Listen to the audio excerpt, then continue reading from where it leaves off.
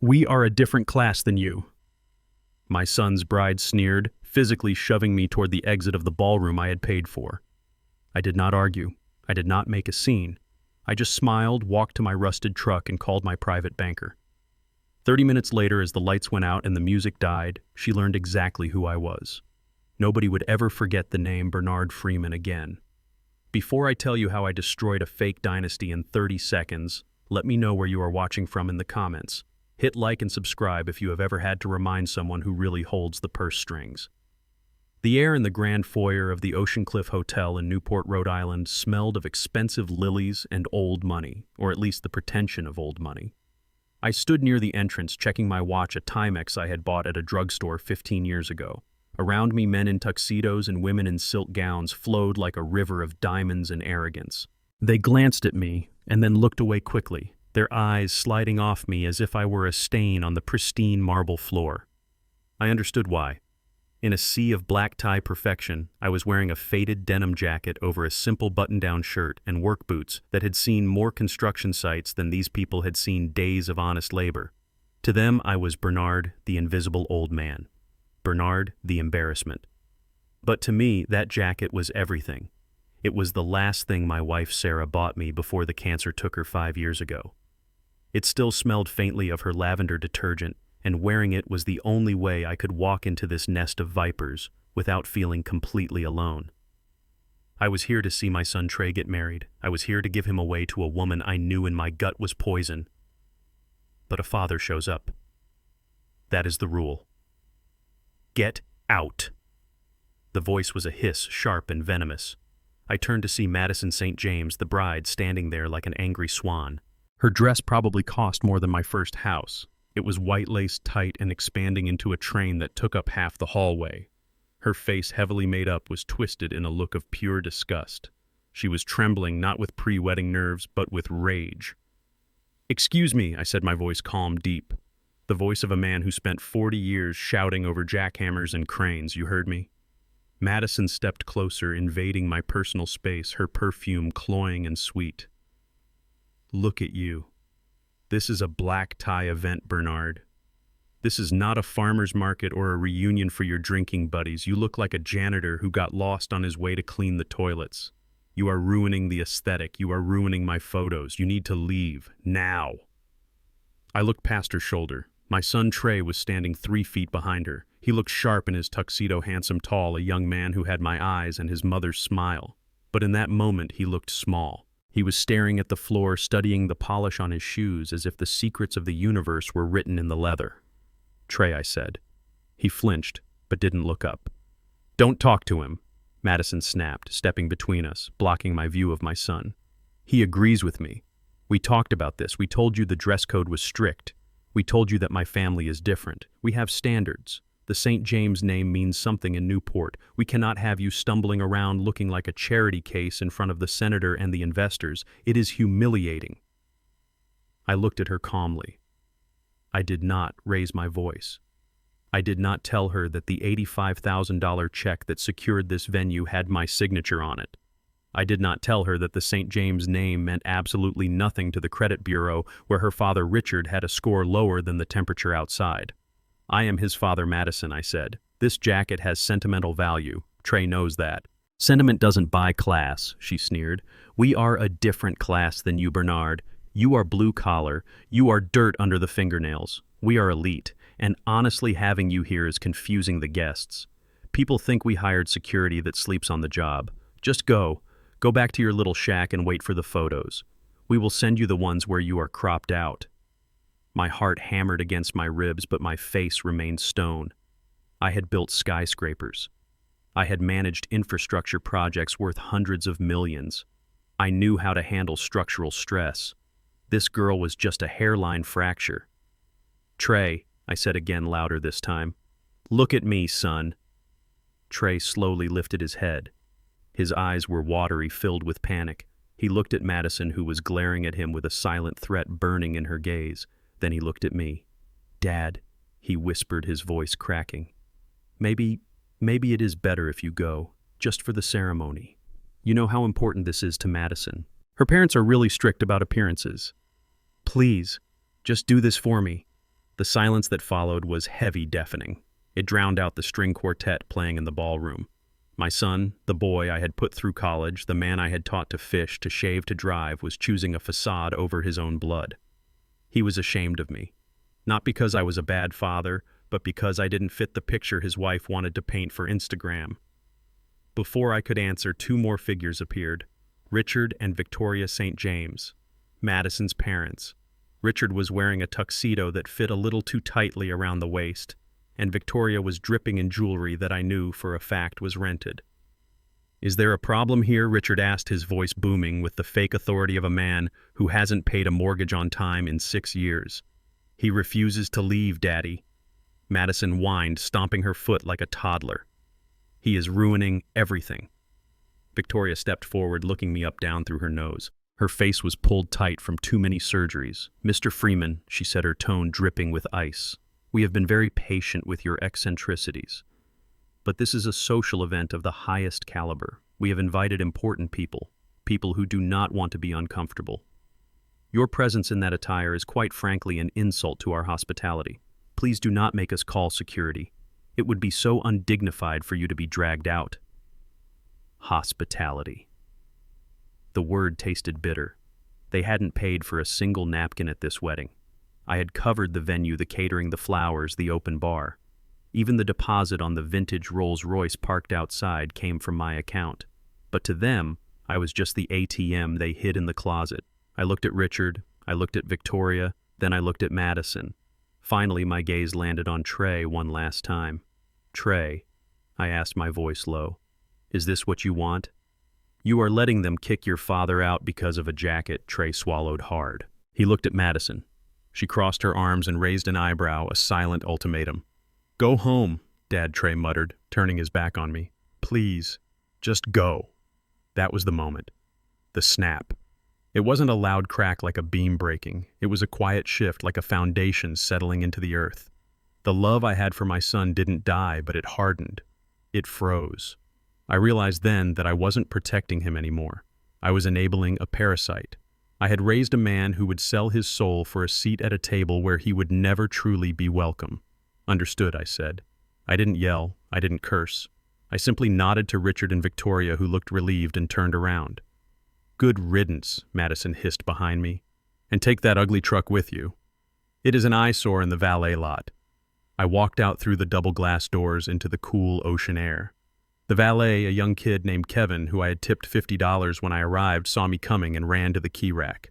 "Leaving already, Mr. Freeman?" Kevin asked, surprised. "The ceremony hasn't even started. Change of plans." "Kevin," I said, taking my keys. "Bring her around." He brought up my 2005 Ford F-150. It was rusted around the wheel wells and the paint was peeling on the hood, but the engine purred like a tiger. It was reliable. It was real. Unlike everything inside that hotel. I climbed into the cab, the familiar smell of old leather and coffee grounding me. Through the windshield, I could see the guests moving toward the ceremony garden. I saw the waiters carrying trays of champagne I had paid for. I saw the flowers arrangement of white orchids I had paid for. I reached into my pocket and pulled out my phone. My hands were steady. I scrolled through my contacts until I found the name I needed. Mr. Cohen. It rang twice. Bernard, Mr. Cohen's voice was sharp alert. "It is Saturday. You are supposed to be at the wedding. Is everything all right?" Mr. Cohen was not just my lawyer. He was my shark. He handled the affairs of the Freeman Trust, an entity that owned 4 luxury apartment complexes downtown and held significant shares in the regional bank. He was the only person besides the IRS who knew that the old man in the denim jacket was worth north of $12 million. "The wedding is off, Cohen," I said, staring at the hotel entrance. "Off.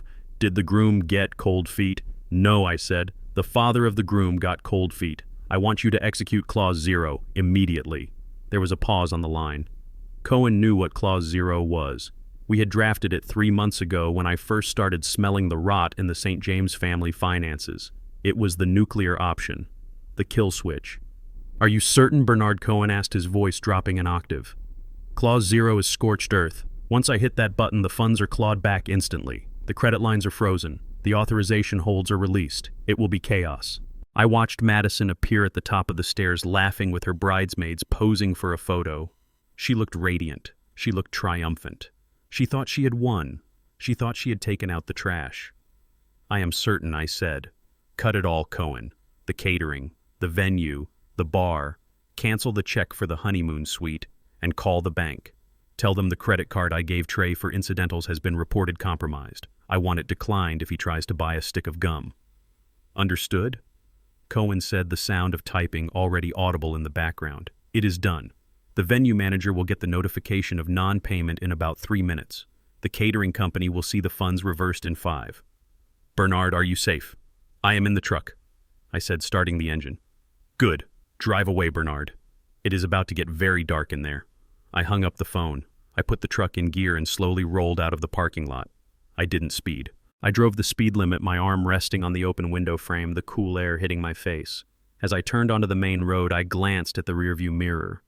The Ocean Cliff Hotel stood majestic on the hill, glowing with golden light. It was a castle built on sand, and the tide had just come in. I imagined the scene that was about to unfold. The manager walking onto the stage, tapping the microphone.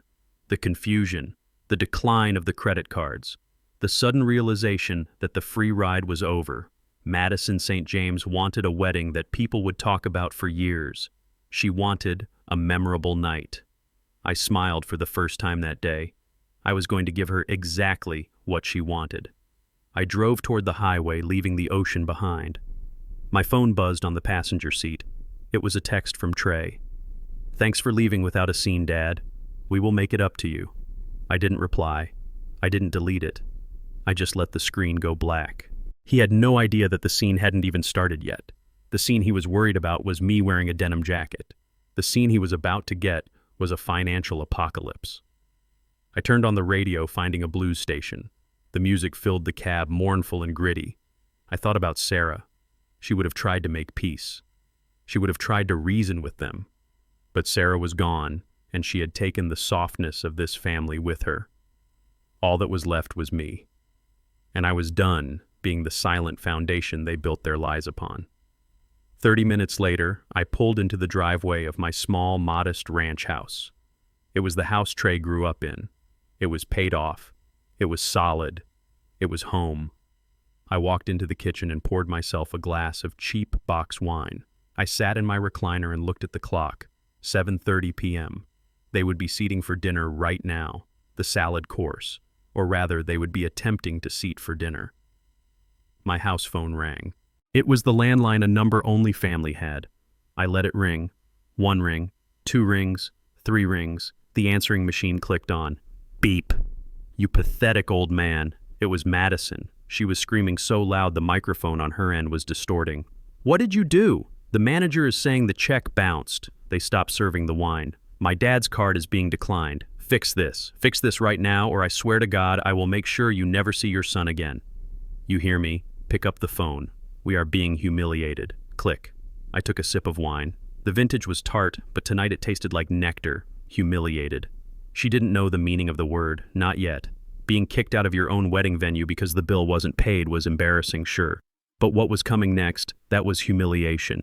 Because Madison and her parents didn't just lose a party tonight, they lost the house they were planning to sleep in tomorrow. They lost the car they drove here in. They lost the future they thought they had secured by trapping my son. I leaned back in the chair and closed my eyes. The silence in my house was heavy, but it was peaceful. I was alone, but for the first time in a long time, I didn't feel lonely. I felt clean. Tomorrow, the war would truly begin. They would come for me. They would come screaming and crying and threatening. They would try to spin the narrative. They would try to make me the villain. Let them try. I am an engineer. I know that when a structure is rotten, you don't paint over it. You don't patch the cracks. You bring it down. You implode it so you can build something stronger on the bedrock. Tonight, I pushed the plunger. Tomorrow, I would watch the dust settle. I sat in the dark of my kitchen, the only light coming from the screen of my iPad. I was not looking at family photos or checking my bank account.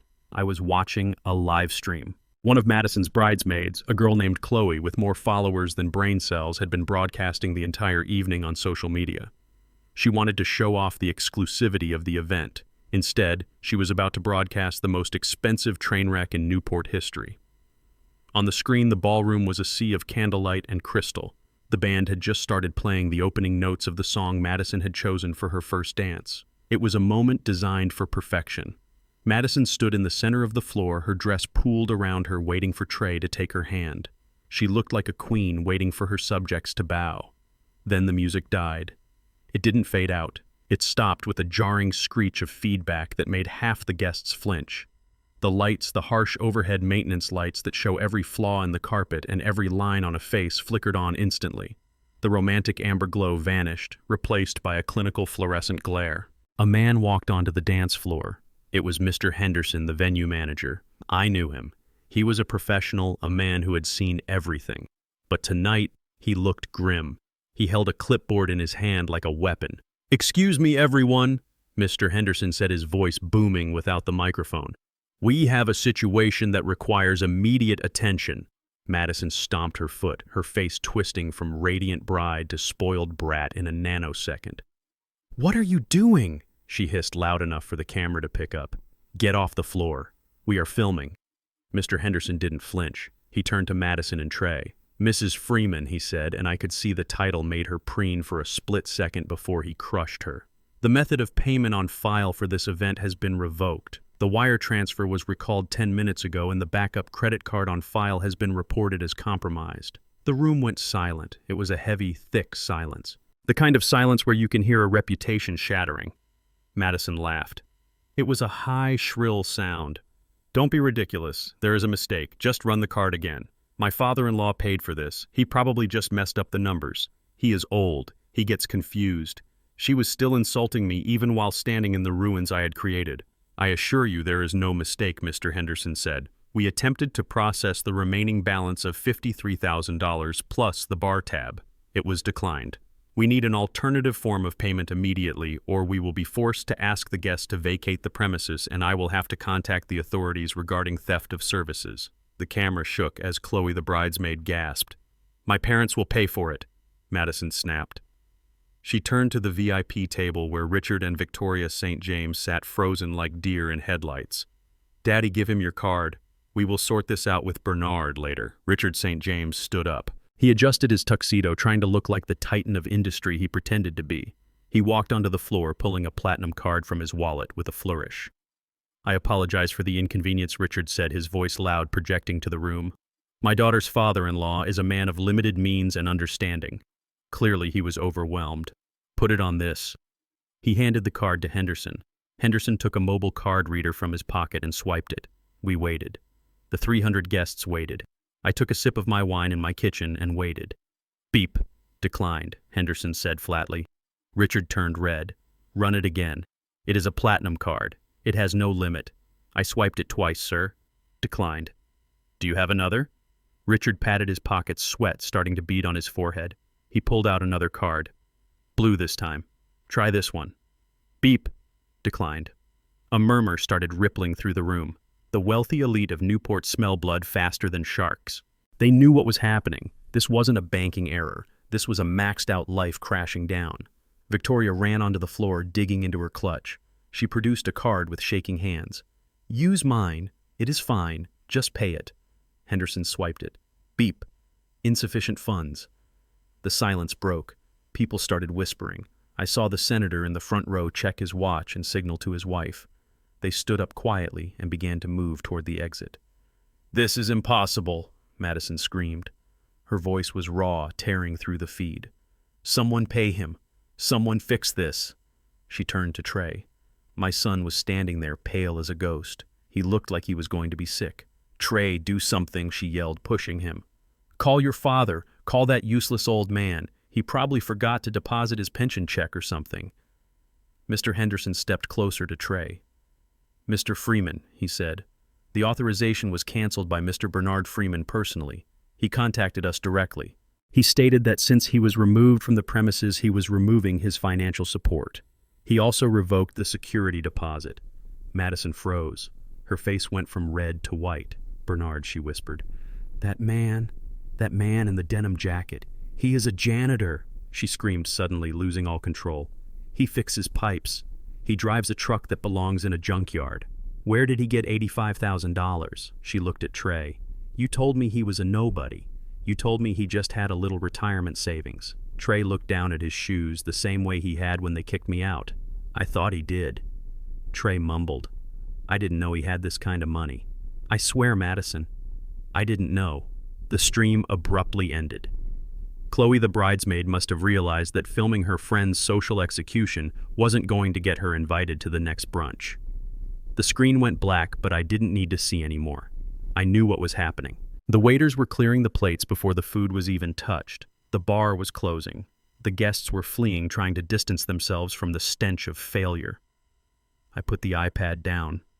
My house was quiet. The old grandfather clock in the hall ticked steadily. Tick-tock, tick-tock. It was the sound of time running out for the St. James family. My cell phone started to ring. It was Trey. I watched the screen light up. Trey calling. I didn't answer. It rang again and again. He called 4 times in a row. Then a text came through. Dad, please pick up. They are threatening to call the cops. Richard is trying to argue with the manager, but they are saying we have to leave. Where did you get that money? Why did you do this? Please answer. I deleted the text without replying. Then came the call I was waiting for. Unknown number. I knew it was Madison. She was probably using a waiter's phone, or maybe she had snatched one from a guest because her own service was likely part of the family plan I paid for. I let it go to voicemail. I waited 30 seconds, then dialed into my voicemail to listen. Her voice was distorted by rage and tears. It was a guttural, animalistic sound. You miserable, spiteful old man. Who do you think you are? You think this makes you powerful? You are nothing. You are a dirty, blue collar. Nobody who got lucky with a savings account. You ruined my wedding. You humiliated my family. I am going to sue you. Do you hear me? I am going to find a lawyer, and I am going to sue you for emotional distress, for breach of contract, for everything you have. I will take your little house. I will take your rusted truck. I will take every cent of that pathetic pension you have been hoarding. You will die in the gutter, Bernard. You will die alone, and I will laugh. Click. I listened to the message again. I wanted to etch her voice into my memory. I wanted to remember the exact tone of her entitlement. She was going to take my pension. She was going to sue me. I laughed. It was a dry, rasping sound in the empty kitchen. She thought the wedding was the end of it. She thought the humiliation of tonight was the worst thing that could happen. She was worried about a party. She didn't know that the wedding was just the fireworks. The real explosion was set for tomorrow morning. I looked at the calendar on my wall. Tomorrow was Sunday. But for Madison and Trey, it was going to be Judgment Day. They were heading to the honeymoon villa, the beach house I had bought 3 years ago under a shell company. The house they thought was a wedding gift from a rich uncle of hers that didn't exist. They thought they had a place to land. They thought they had a roof over their heads. I picked up my phone and sent one single text message to my security contractor, a man named Mike, who used to be a Navy SEAL and now ran the tightest property management firm in the state. Message execute phase 2. Change the codes, post the notice. Mike replied instantly. Done. I put the phone down and finished my wine. It was cheap wine, but tonight it had a finish that tasted like victory. Madison St. James wanted to know who I was. She wanted to know what kind of man wears a denim jacket to a black tie wedding. She was about to find out that I was the man who owned the ground she stood on, and I had just decided to open a sinkhole. I washed my glass, dried it, and placed it in the cupboard. I turned off the kitchen light. Good night, Madison, I whispered to the darkness. Sleep well. You are going to need the rest. The sun was just beginning to bleed gray light over the Atlantic Ocean when the convoy of defeat rolled up the long gravel driveway of the beach house. I wasn't there physically, but I knew the scene as well as if I had drawn the blueprints myself. I had access to the security cameras from my hotel suite, and I watched the feed with a cup of black coffee in my hand. It was Sunday morning, the day of rest, but there would be no rest for the wicked. Trey was driving the lead car, a rental SUV, because Madison's Range Rover was still parked at the venue behind a locked gate. Next to him was Madison, still wearing her ruined wedding dress, the hem stained with mud and wine. Behind them followed Richard and Victoria St. James in their leased Mercedes. They looked like refugees from a high society gala that had been bombed. They were exhausted. They were hungover. But mostly they were desperate. This house was their finish line. This sprawling glass and timber mansion overlooking the water was the prize they thought they had won. Madison had told everyone it was a wedding gift from a reclusive great-uncle on her mother's side, a convenient lie to explain why they weren't paying for it. The truth was that I had bought the place 3 years ago through a shell corporation called Freeman Holdings. I had let them stay there rent-free for 6 months under the guise of a trial period while the uncle finalized the deed transfer. I watched on the screen as the cars stopped. The brake lights washed the scene in an eerie red glow. Then I saw the moment their hearts stopped. The front lawn, usually manicured to within an inch of its life, looked like a landfill site for luxury goods. Their furniture was out there. All of it. The Italian leather sectional sofa was sitting sideways in the wet grass soaking up the morning dew. Their designer clothes were piled in heaps like trash bags. Madison's collection of handbags, which she treated better than she treated people, were scattered across the driveway. The movers I had hired the night before had been efficient but not gentle. They had followed my instructions to the letter. Remove all unauthorized personal property from the premises immediately. I saw Madison scramble out of the car. She tripped on her dress and fell onto the gravel, scraping her hands, but she scrambled up, running toward the pile of belongings. "No," she screamed. Her voice was thin and tinny through the microphone on the security camera. "No, no, no. My things. Look at my things." She grabbed a silk blouse that was damp with mist and clutched it to her chest. Trey got out of the car slowly. He looked like a man walking to the gallows. He stared at the house, then at the pile of debris that used to be his life. Richard and Victoria stepped out of the Mercedes. Victoria put a hand over her mouth. Richard just stared. And that was when I knew the other shoe was about to drop. I knew a secret about Richard St. James that even Trey didn't know. Richard didn't just need a place to crash for the night. Richard had sold his own house 2 weeks ago to pay off a gambling debt to a loan shark in Providence. He had told Victoria it was a strategic sale to downsize, but the reality was simpler. They were homeless. This beach house wasn't just a honeymoon spot. It was the only roof they had left. "What is going on?" Richard shouted, his face turning purple. "Why is our furniture outside?" Madison ran to the front door. It was a massive, heavy oak door with a digital keypad. She punched in the code. I watched her fingers move. 1996, the year she was born. Of course. The lock flashed red. She punched it again, harder. Red. She tried a third time, slamming her palm against the keypad. "Open," she shrieked. "Open, you stupid thing." Trey walked up behind her. "Let me try. Maybe they changed the batteries." He tried his code. Red. The house was sealed tighter than a tomb. I had changed the access codes remotely at midnight. Suddenly a figure stepped out from the shadows of the wraparound porch. It was Mike, my head of security. He was 6 feet 4 inches of muscle and stone. He wore a simple black polo shirt with the logo of the security firm. He didn't look aggressive. He looked like a wall that you shouldn't run into. "Can I help you folks?" Mike asked, his voice calm and deep. Madison spun around. "Who are you?" "Get off my property. I am calling the police." "I wouldn't do that, ma'am," Mike said, stepping into the light. "The police have already been notified that there are trespassers on the premises." "Trespassers?" Madison laughed, a hysterical, high-pitched sound. "I live here. This is my house. It is my wedding gift." Mike reached into his back pocket and pulled out a folded document. It was thick legal paper. He handed it to Trey, not Madison. "This is a notice of eviction and a cease and desist order," Mike said. "This property is owned by the Freeman Trust. The occupants were guests allowed to stay under a temporary zero-cost lease agreement. That agreement has been terminated effective immediately due to violation of conduct clauses and failure to maintain good standing with the property owner." Trey took the paper. His hands were shaking so hard the paper rattled. "Freeman Trust," he whispered. He looked up at the house, then down at the paper. "My dad," he said. His voice was barely a whisper. "This is my dad's house." Madison snatched the paper from him. "What are you talking about? Your dad is a plumber. He doesn't own a $3 million beach house." "Read the fine print," Mike said, crossing his arms. "Bernard Freeman is the sole trustee. He has revoked your access. You have 10 minutes to collect your personal effects from the driveway and vacate the private road. After 10 minutes, I close the main gate and the tow trucks arrive." Madison stared at Mike. Her brain was trying to process the impossible. The old man in the denim jacket. The man she had kicked out. The man she called dirt. He owned this. He owned the roof. He owned the view. He owned her. "No," she screamed. "It is a lie." She turned and ran at the house. She bypassed the door and ran for the floor-to-ceiling windows that overlooked the ocean. "Let me in!" she screamed, pounding her fists against the glass.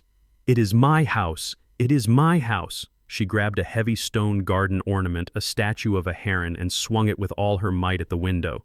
I flinched watching the screen, but I didn't need to worry. I had installed hurricane-proof impact-resistant glass 2 years ago. The stone bounced off the glass with a dull thud. It didn't even scratch. The shock of the impact sent vibrations up Madison's arms, and she dropped the stone, crying out in pain. She collapsed against the glass, sliding down until she was a heap of white lace and misery on the deck. "It is bulletproof, ma'am," Mike said without moving. "And soundproof. You are wasting your energy." Richard St. James walked up to Mike.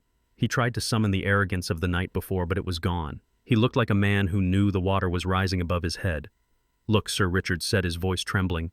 "There has been a misunderstanding. We have nowhere else to go. My wife and I, we sold our home. We were planning to stay here with the kids for a while. Just let us in to make some calls. We can sort this out with Bernard. We are family after all." Mike didn't blink. Mr. Freeman was very clear. "No access, no exceptions. You have 6 minutes left." Trey stared at the eviction notice. He looked at his wife sobbing on the deck. He looked at his in-laws who were now frantically stuffing clothes into the trunk of their Mercedes. Then he looked directly at the security camera. He knew I was watching. He didn't look angry anymore. He looked terrified. He grabbed Madison by the arm and hauled her up. "We have to go," he said. "No," Madison wailed, fighting him. "I am not leaving." "We have to go," Trey shouted, shaking her. "Don't you get it? He owns everything, Madison. He owns the venue. He owns this house. We are homeless. We are completely screwed." "Where are we going to go?" Victoria asked, weeping as she clutched a jewelry box. "To his house," Madison hissed, wiping her nose with the back of her hand. "We are going to that dump he lives in. We are going to confront him. If he has all this money, he can't just hide in a shack. We are going to go there, and we are not leaving until he fixes this." Trey nodded, his jaw set. "Yeah, we are going to his house." They scrambled back into the cars. It was a pathetic sight. A bride in a ruined dress, a groom with a torn collar, and 2 aging socialites trying to cram lamps and suitcases into a sedan. I watched them speed away, tires spinning gravel. I picked up my phone and called Mike. "Good work, Mike. Lock the gate behind them." "Yes, sir," Mike replied. I switched off the monitor. I had about 45 minutes before they reached my house. My real house. The one I had lived in for 30 years. Except I wasn't there. I was in a hotel suite 10 miles away enjoying a room service breakfast. But I knew what they would find. I had prepared the house 3 days ago.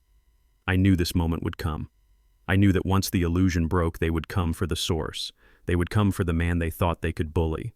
I imagined the drive, the anger building in the car, Madison screaming theories about lottery winnings or stolen money, Richard calculating how much he could sue me for, Trey just driving, trying to figure out how he didn't know his own father was a multimillionaire. They would pull onto my street. It was a quiet street, working class, honest. They would screech into my driveway ready for war. Madison would probably jump out ready to kick down the door, but they would stop, because the house wasn't just empty. It was gone. Well, not gone physically, but gone to them. I checked the timestamp on my phone. They should be arriving right about now. I pictured it clearly. The small white ranch house with the green shutters, the porch swing where Sarah used to read, and in the front yard planted firmly in the grass right next to the mailbox, a wooden sign. White post, red letters, sold. I had sold the house 2 weeks ago to a nice young couple who wanted to start a family. We had closed on Friday morning, just hours before the rehearsal dinner. I had moved everything out into storage on Thursday night. The house was empty. The keys were already with the new owners who were moving in on Monday. I wasn't just kicking them out of the beach house. I was erasing myself from their map. I could imagine Trey walking up to the window, peering inside. He would see empty rooms, no furniture, no photos, no trace of his father. Just bare floors and echoes. He would realize then that he didn't know where I was.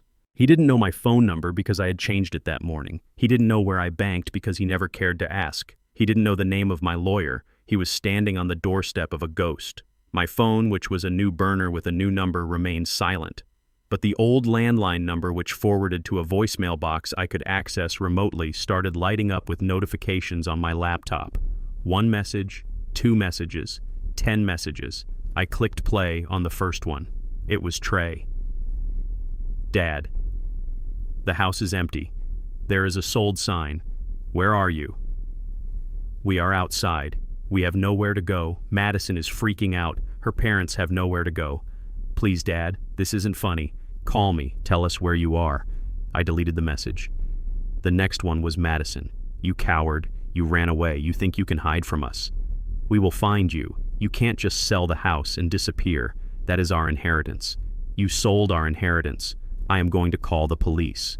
I am going to tell them you are missing and senile. I deleted that one too. They were panicking.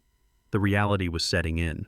The safety net they had spent their lives jumping on had just been removed and they were free falling. I poured another cup of coffee. They thought the beach house was the eviction. They thought the wedding was the disaster. But the real disaster for them was the silence. They were standing in the driveway of a sold house with a car full of wet clothes and no money for a motel. And the man they hated, the man they mocked, the man they shoved out the door, was the only man who could save them. And he was gone. I sat back and watched the city wake up from my hotel window. Let them stand there, I thought. Let them feel the cold. Let them look at that sold sign and realize that they didn't just lose a house. They lost the only person who ever actually gave a damn about them. Now they were on their own, truly on their own. And I had a feeling they wouldn't last a week.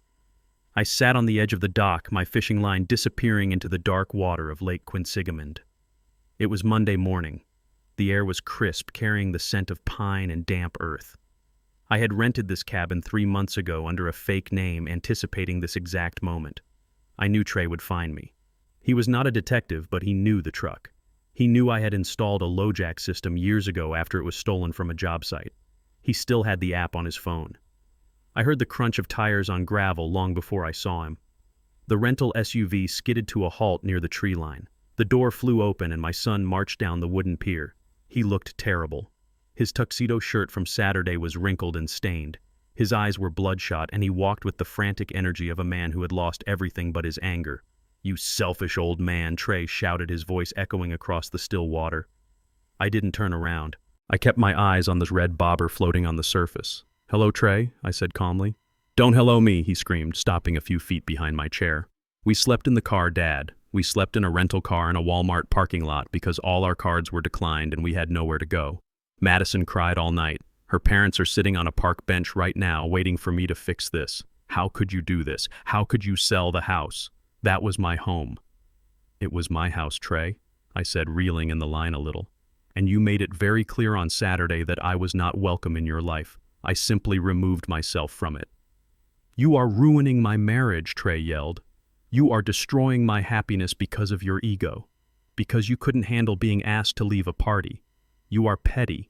You are jealous because the St. James family has class and you are just a bitter old man with a wrench." I sighed. I set the fishing rod down and stood up. I turned to face him. He was shaking. "Class," I repeated. "Is that what you think they have?" "They are good people," Trey insisted. "They are going through a rough patch. Richard has liquidity issues. It happens to wealthy families. But they welcomed me. They accepted me. They accepted your credit score, Trey," I corrected him. "And they accepted the safety net they thought I provided. But now the net is gone, and you are seeing the ground." I picked up a thick blue folder from the small table beside my tackle box. It was heavy. It contained the work of 3 private investigators and a forensic accountant. "Sit down, Trey. I am not sitting down with you." "Sit down," I said, my voice dropping to that low register that used to make him clean his room instantly when he was 10. Trey hesitated, but he sat on the cooler. He looked defeated. "You think I am the villain," I said, handing him the folder. "You think I am the blue-collar embarrassment ruining your high society life. Open it." Trey looked at the folder, then at me. "What is this?" "Is the truth. The truth about the people you are sleeping in a car for. Read the first page." Trey opened the folder. His eyes scanned the document. It was a mugshot. A younger Richard St. James holding a placard with a booking number. Richard St. James, I read aloud from memory. Arrested in 1998 for insurance fraud and embezzlement. Served 18 months in a minimum security facility in Connecticut. He didn't lose his liquidity, Trey. He lost his license to trade securities. He has been living off credit card kiting schemes for 20 years. Trey flipped the page. His hands started to tremble. "Keep going," I said. The next page was a credit report for Victoria St. James. $400,000 in consumer debt, I said. Neiman Marcus, Saks Fifth Avenue, Nordstrom. She has 7 maxed out cards and 3 judgments against her from collection agencies. They didn't sell their house to downsize. The bank foreclosed on it last Tuesday. That is why they were at the beach house. They are homeless, Trey. Just like you. Trey stared at the papers. He looked sick. And Madison? I asked softly. Look at the school records. He turned the page. Expelled from boarding school in 10th grade for theft, I said. Caught stealing jewelry from her roommates. Then again in college. Suspended for academic fraud. She isn't an influencer, Trey. She is a grifter in training. She hunted you. She found a guy with a steady job and a father she thought was a pushover, and she latched on. Trey slammed the folder shut. This is lies. You dug up dirt to make them look bad. I didn't dig up dirt, I said. I excavated the foundation. It is rotten, Trey. The whole structure is termite-ridden. Trey looked at me, his eyes wet. Why are you doing this? Why do you hate them so much? I don't hate them, I said. I hate that they treat you like an ATM. I hate that they treat me like a servant. And I hate that you stood there and let them do it. Trey stood up, pacing the small dock. You don't understand, Dad. They have connections. They know people. Even if they have debt, they are part of a world you don't get. You are a plumber, Dad. You fix leaks. You don't understand high finance. I laughed. It was a genuine laugh this time. A plumber. Is that what you think I am? I stepped closer to him. Trey, I don't fix leaks. I own the company that built the water infrastructure for this entire city. I own the firm that consults on the bridge repairs. I own the 4 apartment complexes on River Street under a holding company. Trey stopped pacing. He stared at me. What? I leaned against the railing. I never told you because I wanted you to build your own character. I wanted you to work for what you had. But yes, Trey, I am not a plumber. I am the silent majority shareholder of Metro Infrastructure. My net worth is north of $12 million. The silence on the lake was absolute. A bird called out in the distance. Trey looked at me as if I had grown a second head. 12 million, he whispered. And you live in that ranch house. You drive that truck. 'Cause I like that house, I said. And I like that truck. And because money is a tool, Trey, not a costume, I have money. The St. James family has costumes. Trey looked down at the folder in his hand. He was holding the evidence of his wife's deception in one hand and the realization of his father's power in the other. He was at a crossroads. He could see the reality. He could see that Madison and her parents were leeches who had drained him dry, and that I was the only solid ground he had ever known. He opened his mouth to speak. I saw the apology forming on his lips.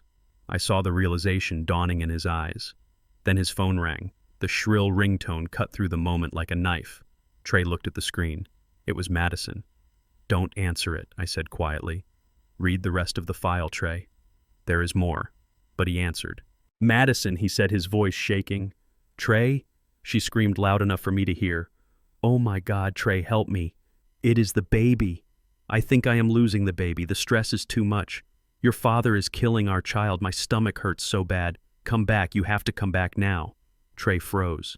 His face went white. Baby, he stammered. You are pregnant. I took a step forward. Trey, I said, my voice hard.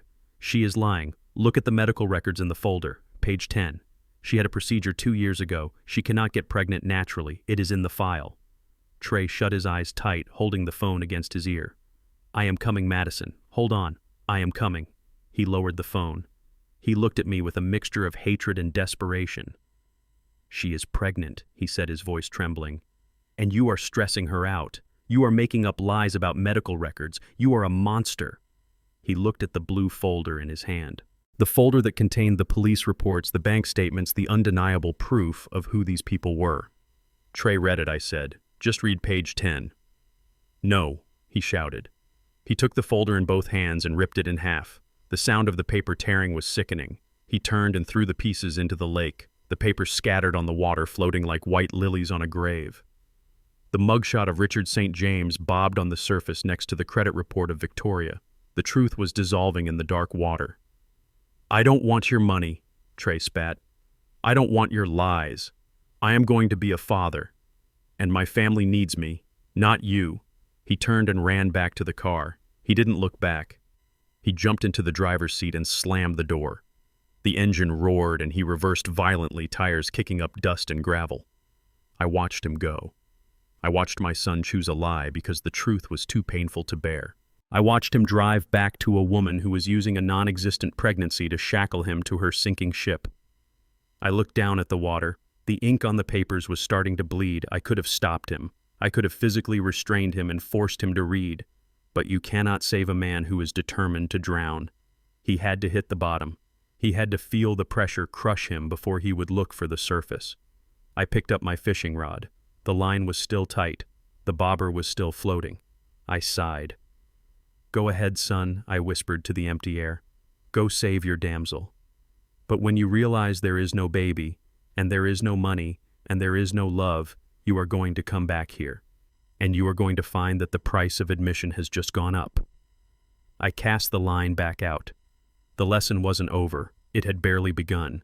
And the next part was going to hurt him more than sleeping in a car. It was going to strip him of the last thing he had left. His illusion of control. I took out my phone and dialed Cohen. He didn't listen, I said. I assumed he wouldn't, Cohen replied dryly. Phase 3. Phase 3, I confirmed. Initiate the repo order on the Range Rover. And Cohen. Yes, Bernard. Prepare the paternity suit paperwork. Just have it ready. Understood. I hung up. The sun was fully up now, shining on the water. It was a beautiful day. A beautiful day for a reckoning. I sat back in my chair and waited for the fish to bite. I had plenty of time. Trey, however, was running out of it fast. I sat in the dim light of the cabin living room, watching the world burn through the screen of my laptop. It was Tuesday evening. The silence of the lake outside was a stark contrast to the noise erupting online. My phone had been buzzing incessantly, not with calls, but with notifications. Google alerts, Twitter mentions, Instagram tags. My name, Bernard Freeman, was trending. And not because I had built half the city's water system. I clicked on the link that started it all. It was a TikTok video posted by Madison. The caption read, "My truth, surviving a toxic father-in-law." The video opened with Madison sitting on the floor of what looked like a cheap motel room. She had ring lighting set up, making her tear-stained face look tragically beautiful. She wasn't wearing designer clothes today. She was wearing a simple, oversized gray t-shirt, looking small and vulnerable. "Hey guys," she whispered, wiping a fake tear from her cheek. "I didn't want to make this video.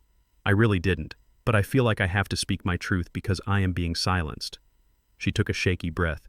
"You all saw the wedding getting canceled. You saw the humiliation.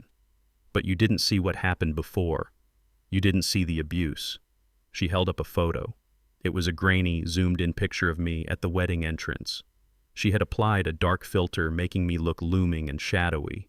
My face was set in a scowl the moment she insulted me, but out of context, I just looked angry. "This man, Bernard Freeman," she said, her voice trembling, "he has hated me from day one. He never accepted me. He told my husband Trey that he shouldn't marry me. He said we were too different. He said Trey should stick to his own kind." My jaw tightened. I had never said that. I had never cared about race. I cared about character. But Madison knew exactly which buttons to push. She was painting a picture of me not just as a cheap old man, but as a bigot, a reverse racist who destroyed her wedding because I couldn't stand seeing my black son marry a white woman. It was a lie so bold, so disgusting that it took my breath away. "He cut us off," she continued, sobbing now. "He threw us out of our home on our wedding night. He left my elderly parents on the street. He laughed at us. He called me trash. He is a monster, guys. A rich, powerful monster who thinks he can control everyone with his money. Please help us. We have nothing. He took everything." The video ended with a link to a GoFundMe page titled "Help Madison and Trey Rebuild." I scrolled down to the comments. They were scrolling so fast I could barely read them. "Cancel Bernard Freeman. What a piece of garbage. This is abuse. Someone find where he lives. Boycott his business. Does anyone know what he does? Protect this queen. They called me a monster. They called me a tyrant. Thousands of strangers who didn't know me, who didn't know I spent 40 years building a reputation on honesty and hard work, were now ready to burn me at the stake based on a 60-second clip from a professional liar. I could have been angry. I could have been hurt. But I am a structural engineer. I know that when a building is swaying in the wind, you don't scream at the wind. You activate the dampeners. You stabilize the core. I didn't open a Twitter account to argue. I didn't comment on the video. I picked up my phone and dialed a number that wasn't in my contacts under a name, but under a symbol. A simple period. Elena picked up on the first ring. Elena was the head of public relations for Metro Infrastructure, the parent company of my holdings. She was a woman who could spin a hurricane into a light breeze. Mr. Freeman, she said, her voice crisp, we are monitoring the situation. The hashtag Boycott Freeman is gaining traction. They haven't linked you to Metro yet, but it is only a matter of time before internet sleuths connect the LLCs. Do you want us to issue a denial? No denials, Elena, I said, taking a sip of water. Denials look like guilt. I want to go on the offensive. What do you have? She asked. I have the raw footage, I said. I had purchased the security camera data from the Ocean Cliff Hotel the morning after the wedding. I paid a premium for it, ensuring I had the rights to every angle, including the high-definition camera positioned directly above the foyer entrance. The one with the audio recording capability. I sent the file to her encrypted server. Watch the timestamp from 5:45 p.m. Saturday, I said, and listen closely to what she says before I walk out. There was silence on the line for 2 minutes. I heard the faint clicking of her keyboard. Then I heard a sharp intake of breath. Oh my God, Elena whispered. She actually said that. She said it, I confirmed. Prepare the clip, subtitle it, and release it. Not from me. Leak it to the drama channels. Send it to the news outlets that are currently running her sob story. Burn it down, Elena. Consider it done, she said. I hung up. I watched the sunset over the lake. The internet moved fast, but the truth moved faster when it had video evidence. 2 hours later, the tide turned. It started with a small account on Twitter that posted the clip, then a larger one, then TMZ picked it up.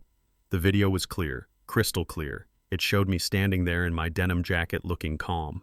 It showed Madison getting in my face, and the audio, thanks to the expensive acoustics of the hotel, was perfect.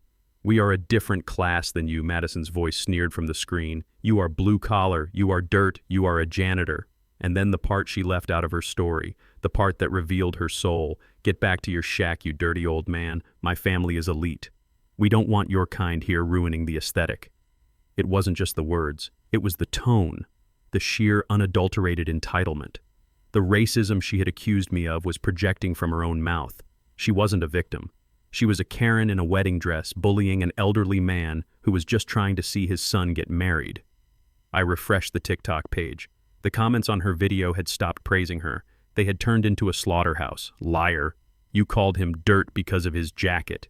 You are the racist one. This man paid for your wedding and you treated him like this. Refund everyone who donated to the GoFundMe right now. I watched the follower count drop. It was like watching water drain from a tub. 10,000 followers gone in a minute. 50,000. Then the brand statements started appearing. Madison wasn't a huge celebrity, but she made her living hawking detox teas and fast fashion on Instagram. It was her only stream of income, especially now that Trey was jobless. A fashion brand she worked with posted a black square with white text. We are aware of the video circulating regarding Madison St. James. We have a zero-tolerance policy for hate speech and classist behavior. We have terminated our partnership effective immediately. Then, a makeup company. We do not align with the values displayed by Madison St. James. Contract voided. I watched her digital life disintegrate in real time. She had tried to use the internet as a weapon against me, not realizing that the internet has no loyalty. It only loves a villain, and she had just auditioned for the lead role. My phone rang. It was Trey. I answered this time. Dad. He sounded breathless, like he was running. Dad, please make it stop. Make what stop, Trey? I asked. The video. It is everywhere. Madison is having a panic attack. People are sending death threats to her phone. She lost her sponsors. Dad, that was our rent money. She makes $5,000 a month from those posts. It is all gone. She should have thought about that before she lied to 2 million people, Trey, I said. She tried to destroy my reputation. She tried to paint me as a monster to get strangers to give her money. I just showed them who she really is. She is sorry, Trey cried. She is so sorry. She didn't mean it. She was just angry. She meant every word I said. And so did you when you stood there and let her do it. Dad, we are starving. We are in a motel. We have $40 left. Please, just call someone. Tell them it was a misunderstanding. Take the video down. I can't take it down, Trey. It is on the internet. It belongs to the world now. Then send us money, Trey begged. Just enough to get an apartment. Madison can't work now. No one will hire her. You have millions, Dad. You have millions, and we are drowning. I felt a twinge of pity. Just a twinge. It was the old instinct, the fatherly need to fix the scraped knee. But then I remembered the folder in the lake. I remembered him tearing up the truth because it was inconvenient. I am not sending money, Trey. I offered you a job, or rather, I offered you a path to a job. You chose to drive away. You are enjoying this." Trey spat, his voice turning venomous again. "You love seeing us suffer." "I am not enjoying it," I said honestly. "I am mourning. I am mourning the son I thought I had." "Goodbye, Trey." I hung up. The night deepened. The notifications on my laptop slowed down. The internet had moved on to the next scandal, but the damage was permanent. Madison St. James was radioactive. Her name was Mud. She would never get a sponsorship again. She would never be invited to a gala. She was exactly what she feared most: irrelevant and poor. I was about to close my laptop when an email notification popped up. It wasn't from a brand or a troll. It was from a legal firm. Subject notice of intent to sue. I opened it. It was from a lawyer named Saul Goodman, type a bottom feeder who chased ambulances and desperate clients. "Dear Mr. Freeman, we represent Madison St. James and Trey Freeman. You are hereby notified of a lawsuit seeking damages in the amount of $5 million for intentional infliction of emotional distress, breach of oral contract regarding the wedding gifts and housing, and invasion of privacy for the unauthorized release of private security footage." I stared at the screen. $5 million. They weren't giving up. They were doubling down. They realized they couldn't shame me into paying, so now they were going to try to use the law to rob me.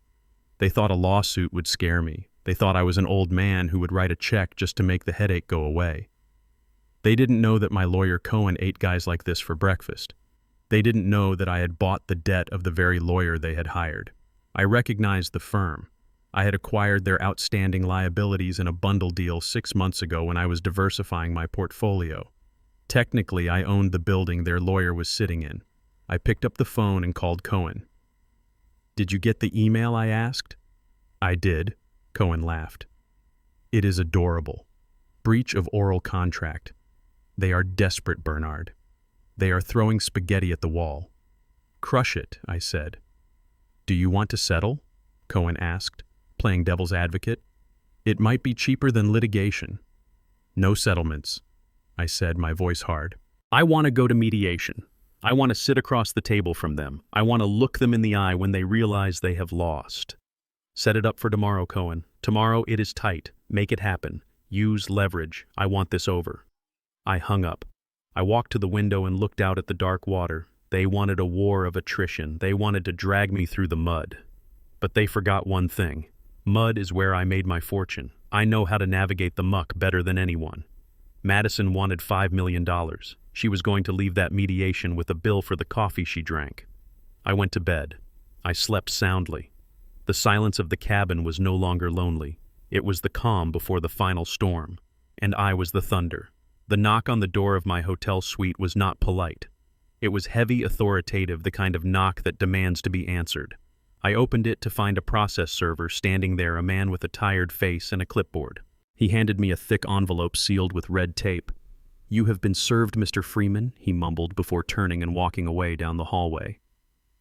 I closed the door and walked to the desk by the window overlooking the city skyline. I used a letter opener to slice through the tape.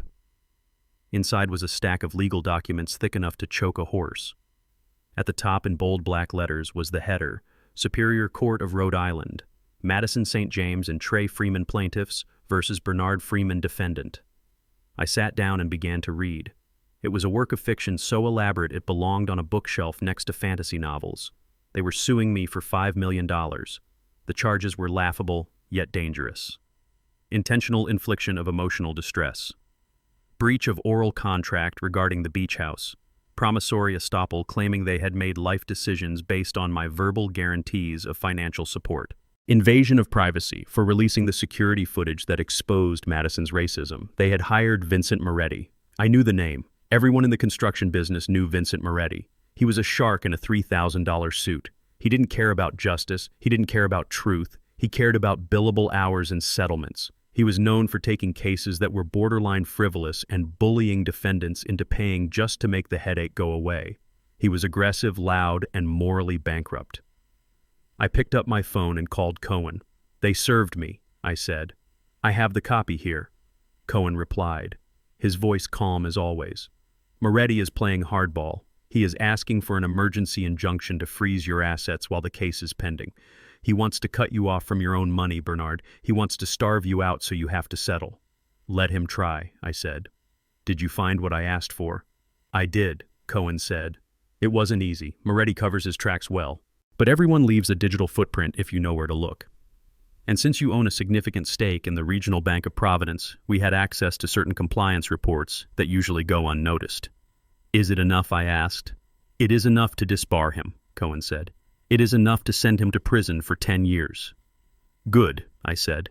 "Set up the mediation. I want to look him in the eye when I end his career." The mediation was scheduled for the following morning at Moretti's plush downtown office. I wore my denim jacket. I wanted them to see exactly who was beating them. I wanted Madison to look at that jacket and remember that she called me dirt while I destroyed her legal team. When I walked into the conference room, the air was so thick with tension you could cut it with a knife.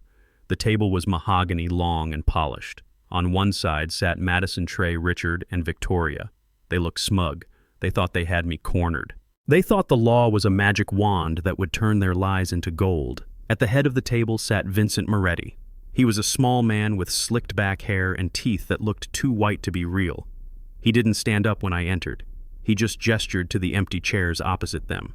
"Sit down, Mr. Freeman," Moretti said, his voice dripping with condescension. "We have a lot to get through, and my time is expensive." I sat. Cohen sat next to me, placing a single thin manila envelope on the table. Moretti leaned forward, clasping his hands. "Let us be clear," he began. "My clients have suffered irreparable harm due to your malicious actions. You induced them to spend money on a wedding you promised to pay for. You promised them a home, then evicted them on their wedding night, causing severe psychological trauma. Mrs. Freeman here has been unable to eat or sleep. She is a victim of your cruelty." Madison dabbed at her dry eyes with a tissue, looking at the floor. "We are prepared to go to trial," Moretti continued. "And a jury will hate you, Mr. Freeman. A rich absentee father hoarding millions while his son sleeps in a car. It looks bad. However, we are willing to make this go away. $5 million, cash, plus the deed to the beach house. You sign it over today and we drop the suit. You can go back to your fishing and my clients can begin to heal." I looked at Trey. He was staring at the table, refusing to meet my gaze. He knew this was wrong. He knew it was extortion. But he was weak. I looked at Richard. He was grinning like a cat who just found an open birdcage. "Are you finished?" I asked Moretti. "I'm just getting started," Moretti sneered. "If you refuse, we will subpoena your entire financial history. We will drag your business through the mud. We will make sure every audit, every permit, every contract you ever signed is scrutinized. We will ruin you." I smiled. It was a small, cold smile. "Mr. Moretti," I said softly, "you talk a lot about finances. You seem very interested in where money comes from and where it goes. That is my job," he snapped. "Interesting," I said. "Because I am interested in that too. Specifically, I am interested in the escrow account you manage for the widow Mrs. Henderson, the one intended for her autistic son's care." The room went silent. Moretti froze. His fake smile vanished instantly, replaced by a look of pure, unadulterated terror. "I don't know what you are talking about," he stammered, but his eyes darted to the door. "I think you do," I said. I slid the manila envelope across the polished mahogany. It stopped right in front of him. "Open it," I said. Moretti stared at the envelope as if it contained a bomb. His hands were shaking as he reached for it. He opened the flap and pulled out a single sheet of paper. It was a bank transaction log, a log from my bank, the bank where I was a majority shareholder. "It shows a transfer," I explained to the room, while Moretti turned a shade of gray I had never seen on a human being before. "A transfer of $200,000 from the Henderson Trust directly into your personal offshore account in the Caymans, dated 3 days ago. You are embezzling from a disabled child, Mr. Moretti. And since that transaction flowed through my bank servers, I have the digital receipt." Madison looked confused. "What is going on, Vincent? What is he talking about?" Moretti didn't answer. He couldn't speak. He was hyperventilating. He knew exactly what that piece of paper meant. It meant disbarment. It meant prison. It meant his life was over.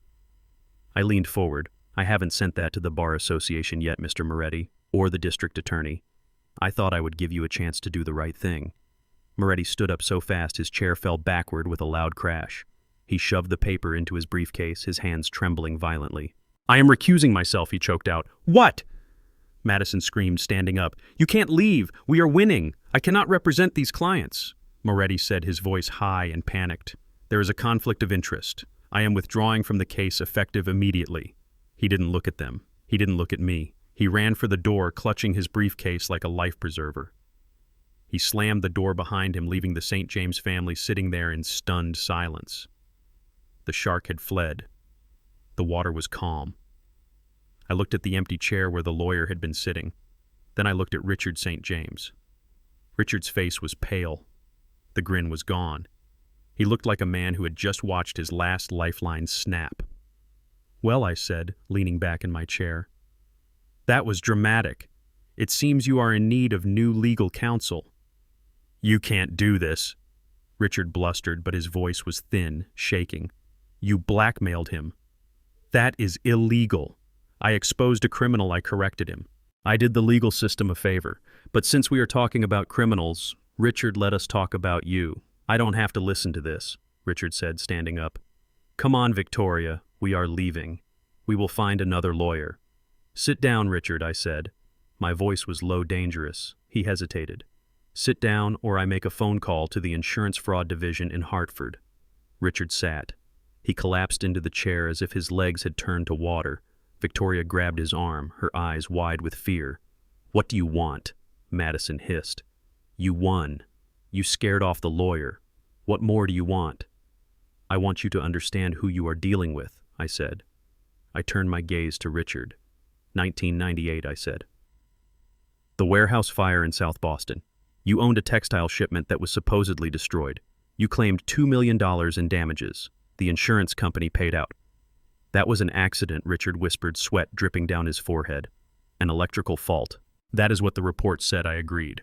Because you paid the fire inspector $10,000 to write it. But here is the thing, Richard. That inspector died last year, and he left a confession in his safety deposit box. A confession that implicated you. And do you know who bought the contents of that box at the estate auction? Richard stared at me, his mouth opening and closing like a fish. I did, I said. I have the original confession, Richard. I have the proof that you committed arson and insurance fraud. The statute of limitations on fraud might be tricky, but arson, that is a felony that stays with you. Richard put his head in his hands. He began to sob. It was a pathetic sound. Please, he moaned. Please don't. I am an old man. I can't go back to prison. Then tell your daughter to drop this lawsuit, I said. Tell her to drop it and sign a document stating that she will never ask me for a dime again. Tell her to sign a waiver acknowledging that she has no claim to my estate, my property, or my assets. Richard looked at Madison. His eyes were pleading. Drop it, Madison, he begged. Drop it now. But Dad Madison screamed, We need the money. We can't just walk away. Do it, Richard roared, slamming his hand on the table. Do it, or I go to jail. Madison looked at her father, then at Trey, then at me. She was cornered. She was trapped between her greed and her father's freedom. She hated me. I could see it in her eyes. She wanted to claw my face off. But she picked up the pen Cohen slid across the table. I hate you, she whispered, signing the dismissal papers Cohen had prepared. I hate you so much. The feeling is mutual, my dear, I said. She signed. Trey signed. They pushed the papers back to Cohen. Now get out, I said. They stood up. They were broken. They were defeated. They walked out of the conference room in silence. No one looked back. I stayed in my chair for a moment, watching the door close. I felt tired. It wasn't a physical tiredness. It was a heaviness in my soul. I had just destroyed my son's family. I had blackmailed a lawyer and threatened an old man with prison. I had played dirty. But as I stood up and walked to the window looking down at the city, I realized something. I hadn't started this fire. I just put it out. And now that the smoke was clearing, I could finally see the road ahead. It was going to be a long, lonely road for Trey. But maybe, just maybe, now that he had nothing, he would finally start to find himself. I turned to Cohen. File the papers, I said, and send the evidence on Moretti to the FBI anyway. He stole from a disabled kid. I don't make deals with scum like that. Cohen smiled. With pleasure, Bernard. I walked out of the office. The sun was shining. I buttoned my denim jacket and headed for my truck. The lawsuit was dead, but the war wasn't over. Madison still had claws, and I knew she wouldn't stop until she had absolutely nothing left to lose. Fortunately for me, she was almost there. The silence in my hotel suite was broken only by the hum of the air conditioner and the rhythmic tapping of my finger against the mahogany desk. I was watching a tracking dot moving across a map on my laptop screen. It was the GPS signal for the 2023 Range Rover Autobiography, a car that cost $140,000, a car that I had purchased under the Freeman Trust for my son to use because I wanted him to be safe. But today, that car was being used as a prop in a fantasy. Madison St. James was desperate to maintain the illusion of control. She had just lost her wedding venue, her honeymoon house, and her reputation, but she still had the car. To her, that SUV was a fortress. It was a symbol that she hadn't completely fallen. She had driven it to the Azure Day Spa in downtown Providence. She didn't have the money for a treatment, of course. Her cards were dead plastic. But she had a gift certificate from her bridal shower that she hadn't used yet. She was going to get a facial. She was going to live stream from the relaxation lounge. She was going to tell her followers that she was unbothered, that the truth would come out, and that she was still living the high life despite the efforts of her toxic father-in-law. I watched her Instagram story. There she was, wrapped in a plush white robe, holding a cup of cucumber water. "Hey guys," she cooed into the camera, her voice dripping with fake sweetness. "Just taking a mental health day. It is so important to stay grounded when people are trying to bring you down. The lies are exhausting, but I am focusing on my peace. Love you all." Focusing on her peace. I took a sip of my coffee. She should have been focusing on the fine print of the vehicle lease agreement. The tracking dot on my screen stopped moving. The car was parked in the spa lot. It had been stationary for 45 minutes. Perfect. I picked up my phone and dialed a number I had saved years ago. Ronnie. Mr. Freeman. Ronnie answered on the first ring. His voice was gravel and cigarettes. He ran the most efficient repossession company in the state. "It is time, Ronnie," I said. "The vehicle is at the Azure Day Spa on 4th Street. The key fob is likely in a locker inside, but you have the master digital override I sent you." "We are 5 minutes out," Ronnie said. "Do you want us to wait until she comes out so she sees us take it?" "No," I said. "I want it gone before she steps out the door. I want her to walk out to an empty space. I want her to question her sanity." "Understood." I hung up. Technically, I didn't need a reason to take the car. The lease was in my name. I could revoke it whenever I wanted. But I was a man of details. I didn't want to give Vincent Moretti or any other lawyer a foothold. I needed cause. And Madison had given it to me on a silver platter. 2 years ago, Madison had her license suspended for unpaid speeding tickets. She never paid them. She never reinstated her license. She just kept driving, assuming the laws didn't apply to her. The insurance policy on the Range Rover had a very specific clause. Any driver operating the vehicle must hold a valid state license. By driving it, Madison was voiding the insurance policy. She was putting my asset at risk. It was a breach of contract. It was negligent entrustment if I let her keep it. I was simply being a responsible vehicle owner. I watched the dot on the screen. It started moving, but it wasn't going back to the motel. It was heading toward the impound lot on the south side of the city. Gone. 20 minutes later, Madison's Instagram feed went silent. The mental health day was over. I switched to the security camera feed I had hacked into. It was a public traffic camera pointed at the spa entrance. I didn't hack it really, I just knew the IP address because my company installed the traffic grid. I saw the doors open. Madison walked out. She looked glowing, fresh-faced, her hair blown out. She was holding her phone up, probably recording her exit. She walked to the spot where she had parked. She stopped. She lowered the phone. She looked left. She looked right. She spun around in a circle. She pressed the panic button on her key fob. Silence. No horn honked. No lights flashed. She pressed it again frantically, stabbing the button with her manicured nail. Nothing.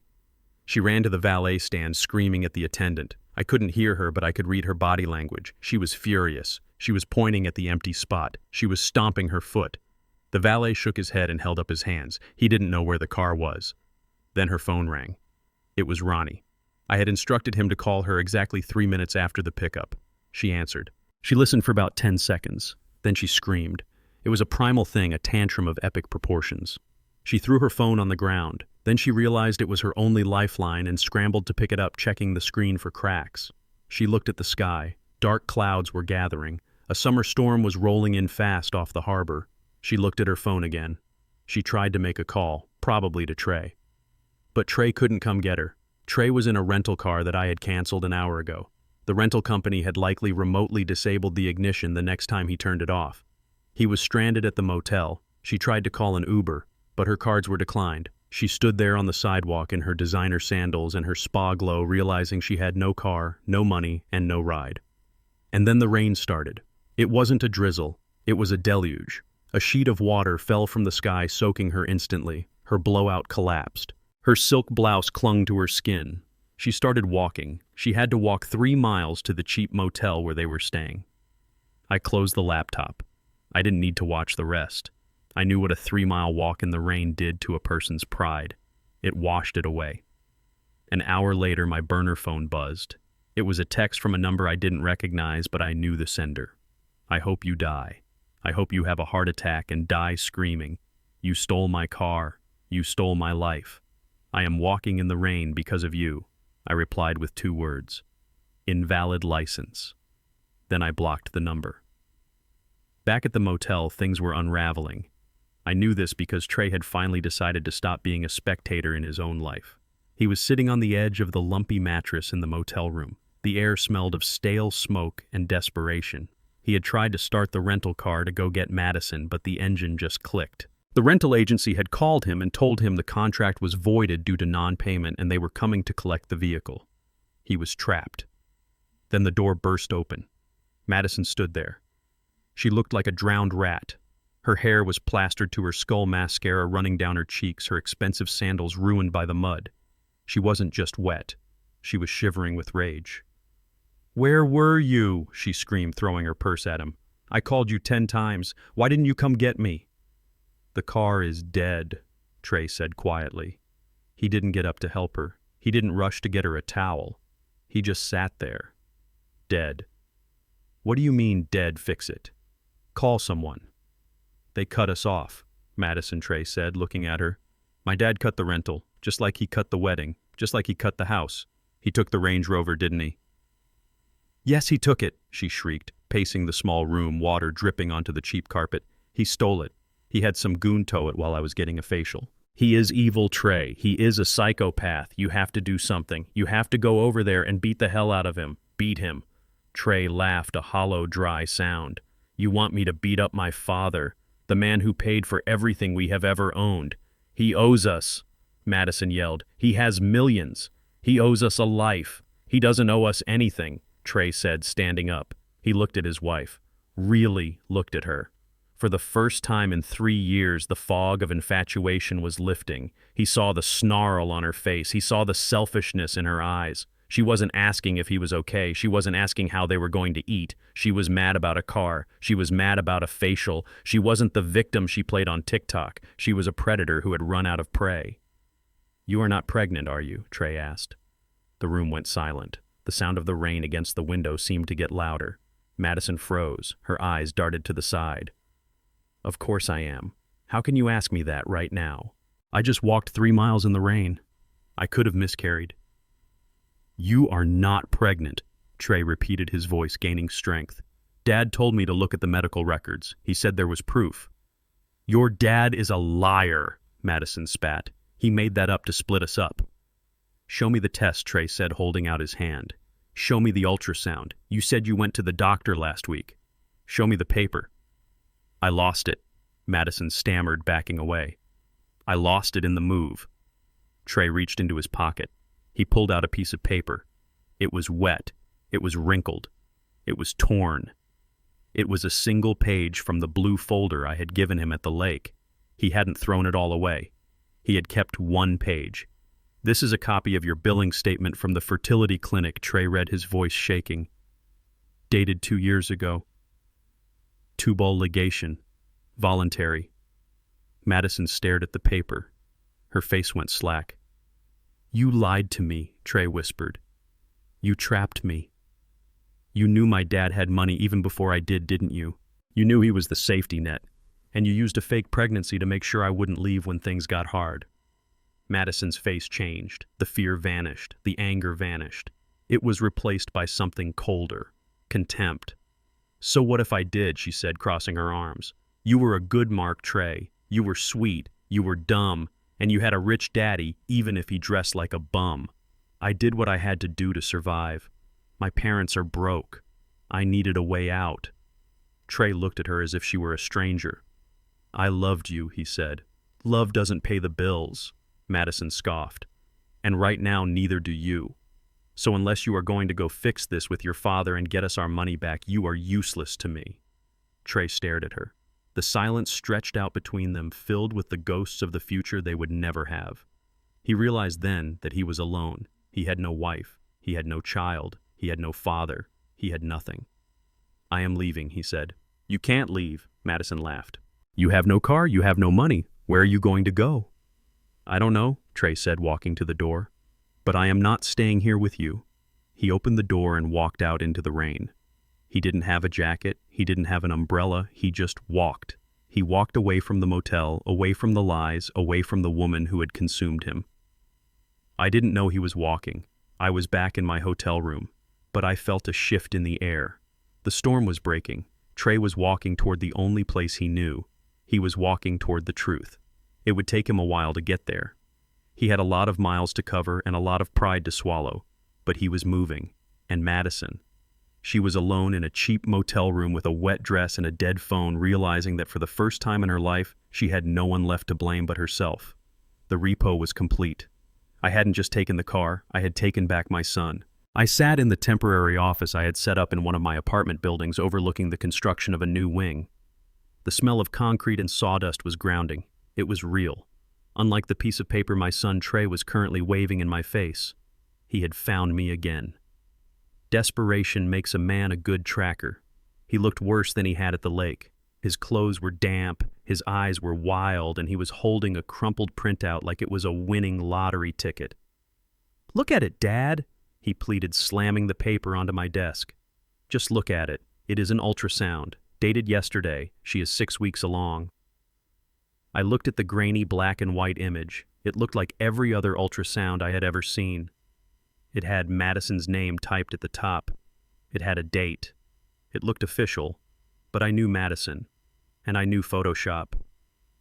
She told me about the medical records you showed me, Trey said, his voice cracking. She did have the procedure, but she had it reversed last year. She wanted to surprise me. She didn't tell me because she was afraid it wouldn't work, but it did. We are having a baby, Dad. Your grandchild. He dropped into the chair opposite me, burying his face in his hands. Please, he whispered. I know you hate her. I know you think we are trash, but don't punish the baby. We have no money for a doctor. We have no place to live. If she loses this baby because of stress, I will never forgive you. And I will never forgive myself. I watched him, my son. He wanted to believe this so badly. He needed this baby to be real because if it wasn't, then he had thrown his life away for absolutely nothing. The baby was the only thing that gave his suffering meaning. I leaned back in my chair, clasping my hands. I needed to play this perfectly. If I just told him it was fake, he wouldn't believe me. He was inoculated against my truth now. He needed to see the lie with his own eyes. He needed to watch the ink run. Okay, Trey, I said. He looked up, hope warring with suspicion in his eyes. Okay. What does that mean? It means I am not a monster, I said. I will not let my grandchild grow up in a motel. If Madison is pregnant, then that child is a Freeman, and Freemans are taken care of. Trey let out a breath he seemed to have been holding for days. Thank you. Oh God, thank you, Dad. I held up a hand. But I have conditions. Anything, Trey said. Anything. I am prepared to set up a trust fund, I said. $1 million. It will cover all medical expenses, housing for the three of you, and the child's education. It will be activated immediately. Trey's eyes widened. $1 million. It was their salvation. It was the winning ticket. But I continued, my voice hardening. I am not handing over a check based on a printout from a strip mall clinic. This is a significant investment, Trey. I need verification.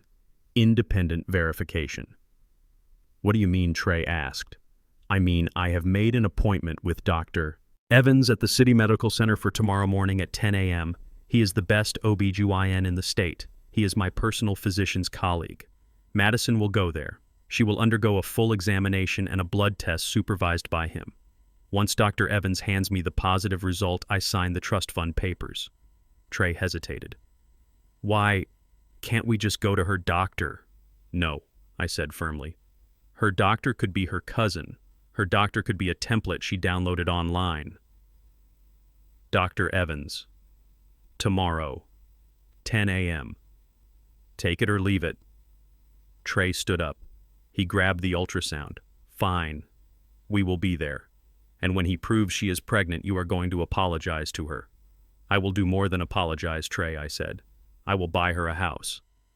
Trey ran out of the office. He was calling Madison before he even hit the elevator. I waited until he was gone. Then I picked up my phone and called Dr. Evans. She is coming, I said. I am ready, Bernard Evans replied.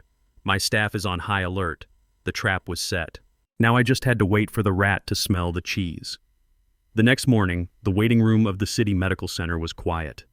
I sat in the corner reading a newspaper. Trey and Madison arrived at 9:55 a.m. Madison looked pale. She was wearing a loose dress, holding her stomach protectively. She saw me and sneered, but there was fear in her eyes. Real fear. She knew she wasn't pregnant. She knew that in 20 minutes a blood test would expose her. She had 20 minutes to pull off a miracle. I watched as Trey went to the reception desk to check them in. I need to use the restroom, Madison announced loudly. My bladder is tiny right now. You know how it is. She walked toward the hallway, but she didn't go to the public restroom in the lobby. She turned down the corridor toward the lab area. I stood up and followed her, keeping my distance. She didn't see me. She was focused on a young nurse who was pushing a cart of samples near the service elevator. Madison grabbed the nurse's arm. I moved closer, ducking into an alcove where I could hear. Please, Madison was whispering, her voice frantic. You have to help me. I am desperate. Ma'am, you can't be back here, the nurse said, startled. Look! Madison reached into her purse. She pulled out a thick envelope. It was cash, the last of the cash she had likely pawned her engagement ring for. This is $5,000. It is all I have. I just need you to swap a sample. Just one urine sample. I need a positive. Please. My father-in-law is trying to cut me off. He is abusive. I just need time. The nurse stared at the money. She looked young, tired. $5,000 was a lot of money. I don't know, the nurse stammered. I could lose my job. You won't lose anything, Madison pressed, shoving the envelope into the nurse's scrub pocket. Just take the cup I give you and put a positive label on it. No one has to know. Please, do it for a sister. The nurse looked around. She put her hand on the envelope. Okay, she whispered. Give it to me. Madison let out a sob of relief. Thank you. Thank you so much. That was the moment. I stepped out from the alcove. Officer, I said, my voice booming down the hallway. Now. 2 uniformed police officers stepped out from the stairwell behind the nurse. They had been waiting. The nurse wasn't just a nurse. She was an undercover officer I had arranged through a private security contact who worked with the hospital's internal affairs. Dr. Evans ran a tight ship. He didn't tolerate bribery. Madison froze. The color drained from her face, leaving her looking like a wax doll. The nurse took the envelope out of her pocket and handed it to the officer. Attempted bribery of medical staff, she said, her voice losing the nervous tremor instantly. Solicitation of falsified medical records. No! Madison screamed, backing away. No, this is a setup. He set me up. Trey came running down the hallway, attracted by the shouting. Madison. What is happening? Trey asked, looking between the police and his wife. She tried to buy a positive pregnancy test, Trey, I said, walking toward them. She tried to bribe the nurse with $5,000 to fake the results. Trey looked at Madison. He looked at the cash in the evidence bag the officer was holding. Is that true? Trey asked, his voice barely audible. Madison looked at him. Her eyes were wild, feral. She was cornered. I had to, she shrieked. He forced me. Your father forced me. He was going to leave us on the street. I did it for us, Trey. I did it for the money. So there is no baby, Trey said. The words came out heavy like stones falling from his mouth. There never was, Madison spat. I told you I am sterile. You knew that, but you were so desperate to believe me.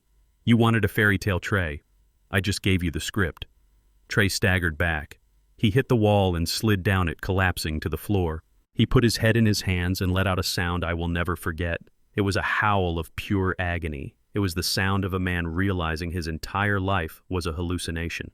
The officers grabbed Madison. She fought them, kicking and screaming. "Get off me! I am a St. James! You can't arrest me! Trey, help me! Trey, do something!" Trey didn't move. He didn't look up. He just sat on the floor of the hospital corridor crying for the child that never existed. They dragged her away. The sound of her screaming faded down the hall. I walked over to my son. I stood over him. I didn't offer him a hand. He wasn't ready to stand yet. "She is gone, Trey," I said. "The lie is gone." He looked up at me. His face was wet with tears. "I have nothing, Dad. I have absolutely nothing." "You have the truth," I said. "And that is worth more than $1 million. I turned and walked away. I had to go to the precinct. I had to file the statement. The trap had sprung. The rat was caught. But the nest wasn't empty yet. There were still 2 more rats hiding in the dark, and they were about to get desperate. The holding cell at the precinct was cold and smelled of bleach and regret. Madison was being processed for attempted bribery and fraud. Her bail was set high thanks to the flight risk she posed and her lack of local address. She needed $10,000 to walk out. She didn't have 10 cents. Her one phone call went to her parents. Richard and Victoria St. James were currently living in a motel room that smelled worse than the jail cell. They had no car. They had no credit. But they had one thing left: the heirlooms. I knew about the heirlooms because Victoria never shut up about them. She bragged about the St. James silver, the antique jewelry passed down from her great-grandmother. The vintage watches Richard claimed were from his grandfather, the Admiral. They were the last vestige of their claim to nobility. They carried them everywhere in a locked velvet case. They needed bail money. They needed a lawyer. They needed to save their daughter, and by extension their meal ticket. So they did the only thing they could do. They went to sell the family jewels. I was waiting for them. The place was called Golden Gavel. It was a high-end pawn shop and antique dealer on the edge of the financial district. It was the kind of place where desperate socialites went to quietly liquidate their assets without being seen by their country club friends. I sat in the back office watching the security monitor with the owner, a man named Saul. Saul owed me a favor. I had bailed his son out of a gambling debt years ago. "Here they come," Saul said, pointing to the screen. Richard and Victoria walked in. They looked twitchy. Richard was clutching the velvet case to his chest. Victoria was wearing oversized sunglasses, trying to be incognito. They approached the counter. Saul walked out to meet them. "Can I help you folks?" Saul asked. "We have some items for sale." Richard said, his voice trying to sound authoritative but cracking. "High-value items. Family heirlooms. We are looking for a quick, discreet transaction." "Let's see them," Saul said. Richard opened the case. Inside, nestled in blue velvet, were a diamond brooch, a heavy silver tea set, and 2 Patek Philippe watches. They gleamed under the shop lights. "Beautiful," Saul said. "Do you have the provenance papers of ownership?" "They have been in the family for generations," Victoria snapped. "We don't keep receipts for inheritance." I stepped out of the back office. "Actually," I said, "I have the receipts."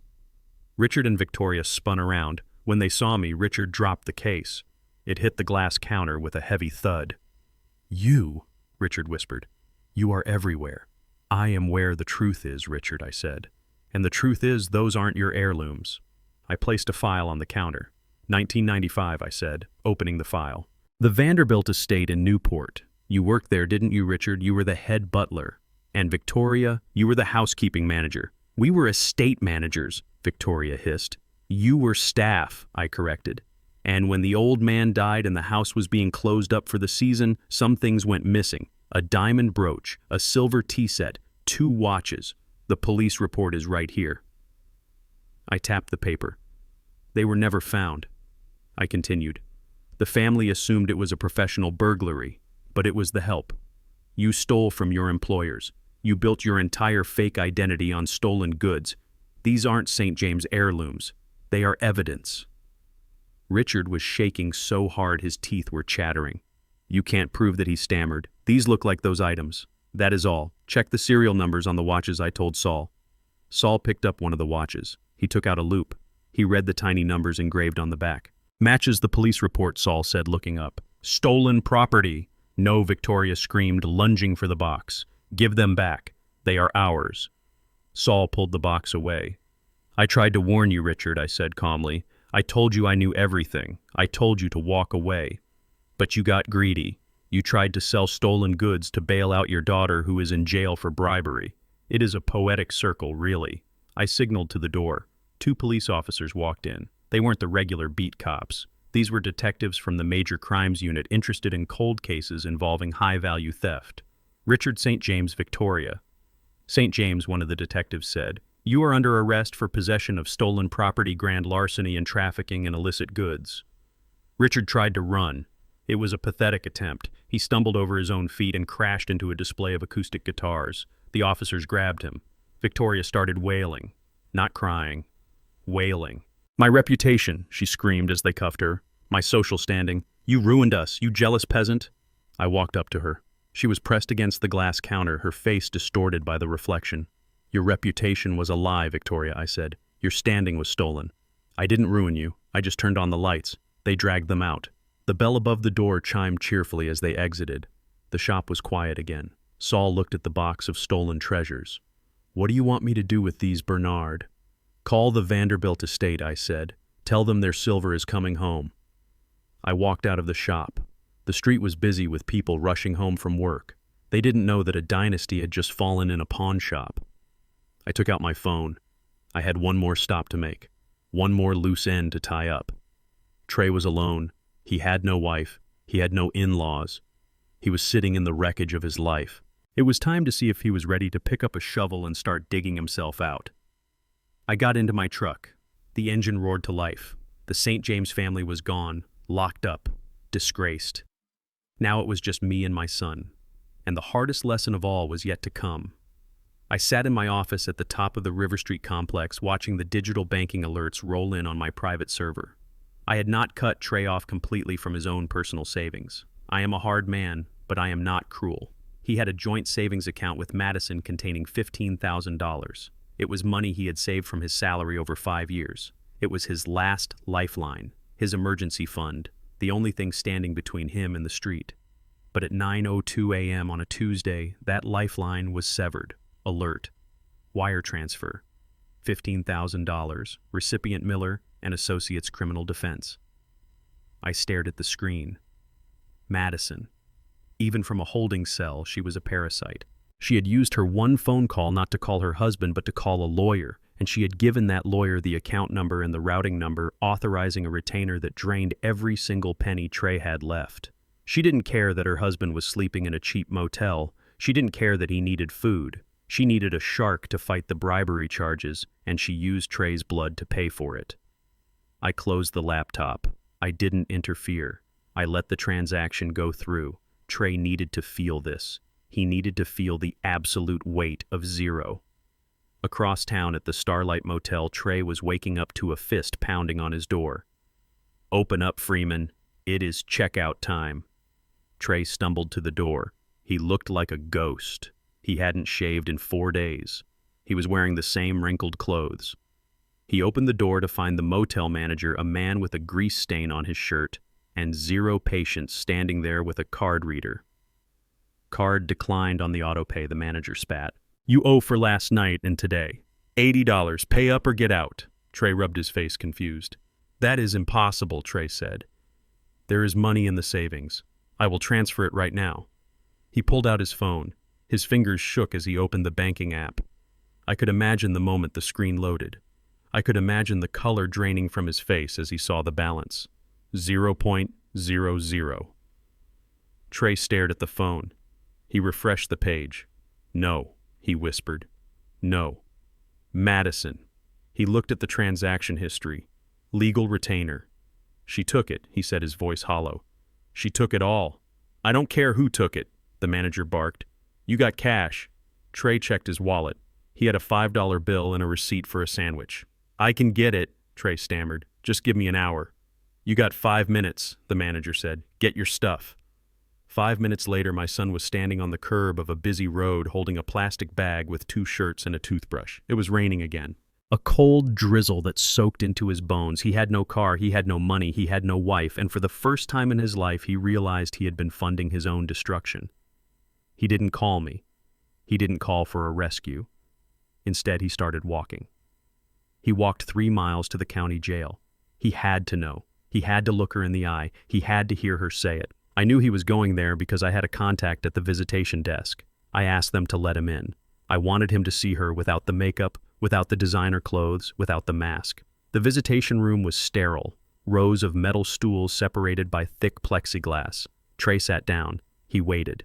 When they brought Madison out, she was wearing an orange jumpsuit. Her hair was matted. Her face was scrubbed clean of the contouring and foundation, revealing the hardness underneath.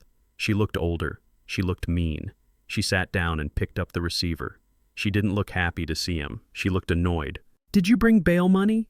she asked. "No, hello. No apology, just a demand." "You took the savings," Trey said, his voice trembling into the phone. "You took the $15,000. That was all I had, Madison.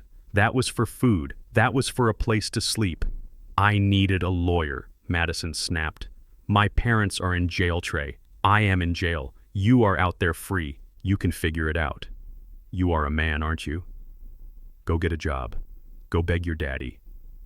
"I have real problems." "Real problems?" Trey laughed, a sound that bordered on hysteria. "I am homeless, Madison. I am on the street because of you, because of your lies. The fake pregnancy, the fake uncle, the fake life." Madison rolled her eyes. "Oh, get over it. You enjoyed the ride, didn't you? You loved playing the big shot in the Range Rover. You loved the VIP tables. You didn't ask questions when things were good. You only care now because the bill came due." "I loved you," Trey whispered. "I thought we were building a future." Madison leaned forward. Her breath fogged the glass. "I never loved you, Trey. I loved the potential. I loved the last name. I loved the fact that your father owned half the city. But you are weak. You are soft. You are a follower.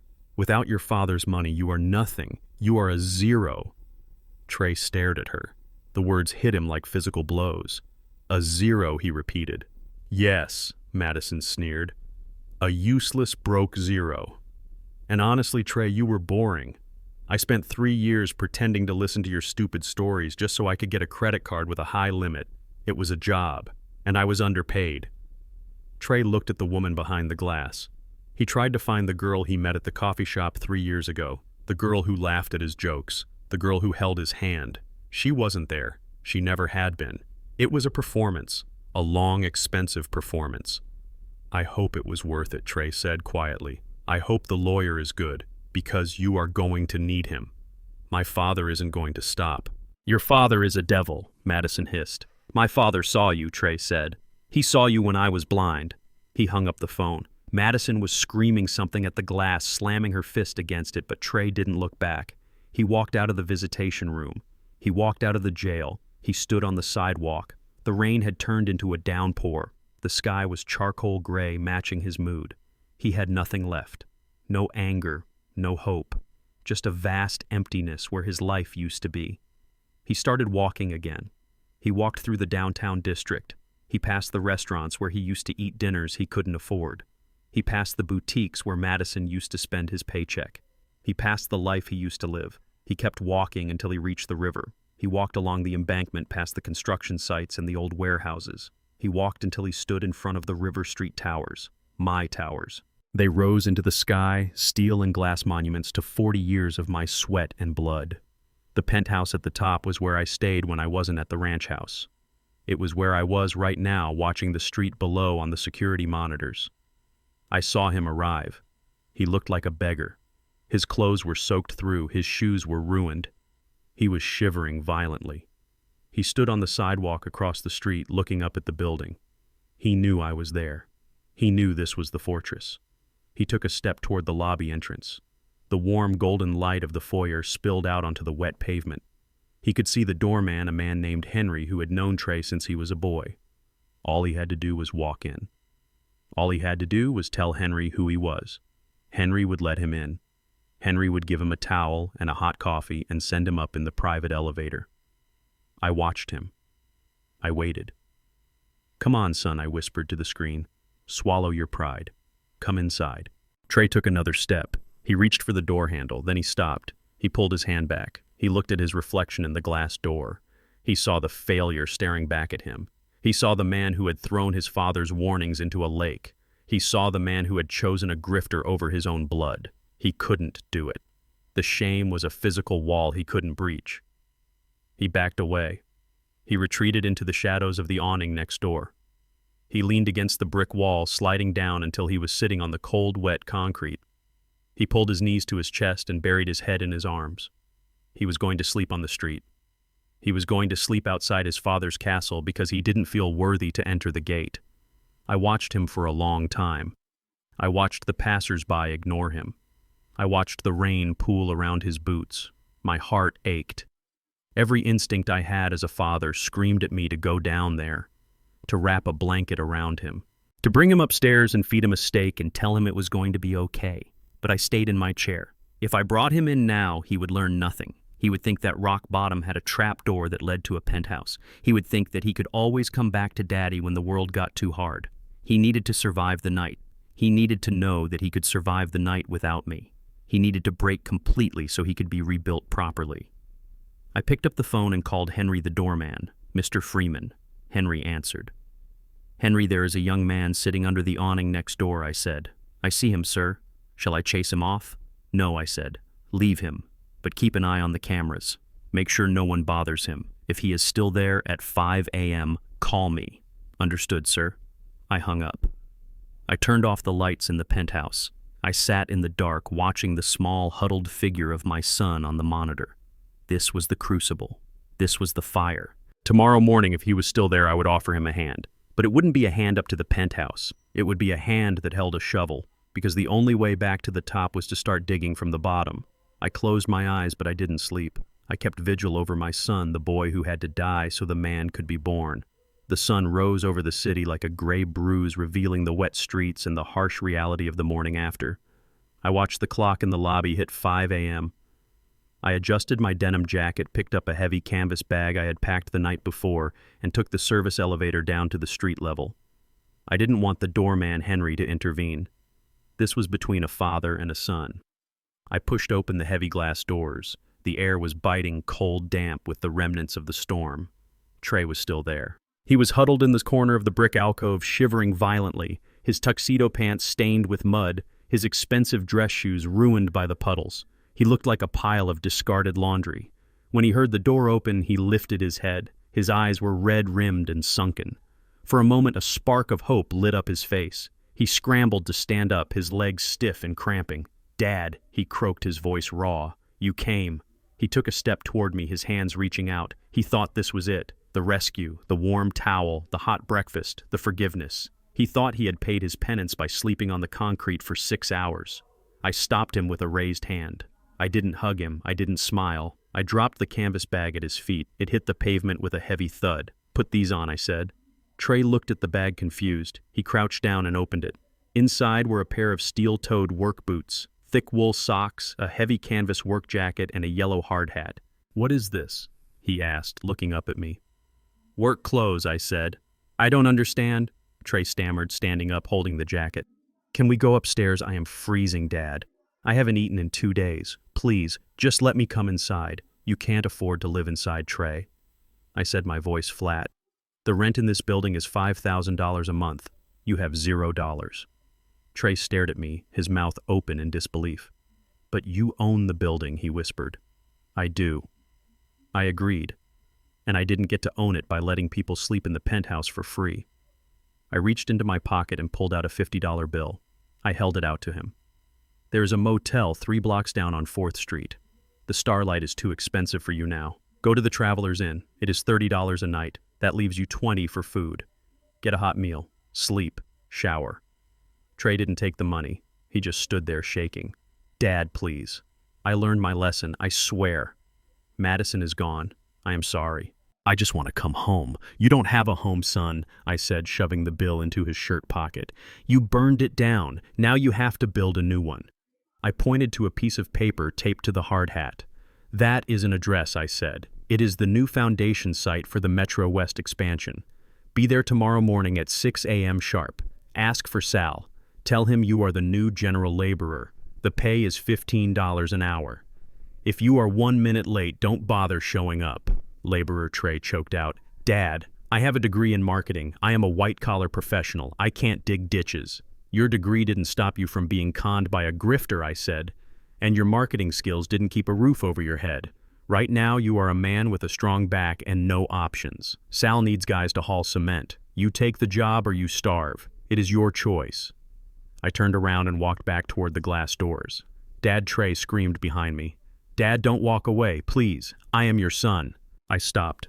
I didn't turn around. I know who you are, I said. That is why I am doing this. I walked inside and signaled Henry to lock the door. I watched from the lobby as Trey stood there in the rain holding the yellow hard hat like it was an alien object. He cried for a minute. Then he wiped his face. He picked up the boots. He took the $50, and he started walking toward the Traveler's Inn. He had taken the first step. The next 3 months were hell for Trey. I made sure of it. I called Sal, the foreman at the Metro West site. Sal was an old friend, a man with hands like shovels and a voice like a cement mixer.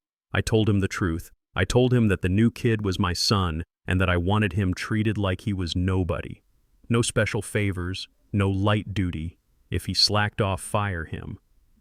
I visited the site occasionally just to check on the progress of the build. I watched from the air-conditioned trailer while my son learned what work actually was. The first week he looked like he was going to die. He was slower than the other men. He struggled to lift the bags of concrete. He got blisters on his hands that bled. He got sunburned. He came home to his cheap motel room every night, too tired to even eat. Sal rode him hard. Move it. Freeman Sal would yell, his voice booming over the noise of the excavators. You think this is a country club? Pick up that shovel. My grandmother digs faster than you. The other workers laughed at him. They called him college boy. They made him fetch coffee and clean the porta potties. They didn't know he was the owner's son. They just saw a soft kid who had never done a hard day's labor in his life. But Trey didn't quit. That was the surprise. Every morning at 5:45 a.m. he was at the gate waiting for it to open. He taped up his blisters. He learned how to lift with his legs. He stopped complaining about the heat. One afternoon in the second month, I saw him sitting on a stack of lumber eating a sandwich he had brought from home. He wasn't on his phone. He wasn't scrolling Instagram. He was just eating, staring at the steel skeleton of the building rising out of the ground. Sal walked up to me. He is getting stronger. Sal grunted. He stopped whining about his back. Yesterday he stayed late to help clean up the site without asking for overtime. Keep pushing him, I said. He is not a bad kid, Bernard Sal said. He just needed to sweat the dumb out of his system. He still has a lot of dumb left, I said. Give him another month. By the third month, Trey had changed. He had lost 15 pounds of soft living and gained 10 pounds of muscle. His face was tan and weathered. His hands were rough. He walked differently. He walked like a man who knew the ground under his feet was solid because he had poured the concrete himself. He had moved out of the Traveler's Inn and rented a tiny studio apartment in the working-class district. He bought a used Honda Civic with his own money. He was living on $15 an hour, and for the first time in his life, he was budgeting. He knew the price of milk. He knew the value of $1 because he knew exactly how much sweat it took to earn it. It was a Friday evening in October when the buzzer to my penthouse rang. I checked the camera. It was Trey. He wasn't wearing a tuxedo. He was wearing clean jeans, a flannel shirt, and his work boots. He was holding a brown paper bag. I buzzed him in. When he stepped out of the elevator, he didn't look at the floor. He looked me in the eye. "Hello, Dad," he said. "Hello, Trey," I said. He walked into the living room. He didn't rush to the expensive leather sofa. He stood by the kitchen island. He placed the brown bag on the counter. "I got my first full paycheck today," he said. "After rent and utilities and food, I had $12 left." He pulled a bottle of wine out of the bag. It was a cheap Merlot, the kind with a screw top. The price tag said $10.99. "I wanted to buy you a drink," he said. "With my money. Not your money. Mine." I looked at the bottle. Then I looked at my son. The arrogance was gone. The entitlement that Madison had fed and watered was dead. In its place was something quieter, something stronger. Self-respect. I went to the cupboard and got 2 crystal glasses. I didn't care that the wine cost $10. I poured it like it was a vintage Bordeaux. I handed him a glass. "To hard work," I said, raising my glass. "To the truth," Trey replied, clinking his glass against mine. We drank. The wine was acidic and thin, but it was the best thing I had ever tasted. We stood there in the kitchen for a long time in silence. We didn't need to talk about Madison. We didn't need to talk about the wedding or the beach house or the lawsuit. That was all noise. That was the past. This was the present. Two men standing in a kitchen drinking wine they had earned. "I am sorry, Dad," Trey said quietly, looking into his glass. "I am so sorry for everything. For not defending you. For being ashamed. I was so lost. I thought the money made the man. I thought the suit made the man. And now I asked. Now I know," Trey said. "The man makes the suit. Sal told me you used to lay pipe in the mud when you started. He told me you built this company with a shovel in your hand." "I did," I said. "I get it now," Trey said. "I get why you wear the denim jacket. It is who you are. And I am proud of you, Dad. I am proud to be your son." I felt a lump in my throat the size of a golf ball. I put my hand on his shoulder. It felt solid. "I am proud of you too, son," I said. "You didn't quit." "I wanted to," Trey admitted. "Every single day for the first month I wanted to walk off the site. I wanted to call you and beg. But then I remembered Madison. I remembered how helpless I felt in that motel room.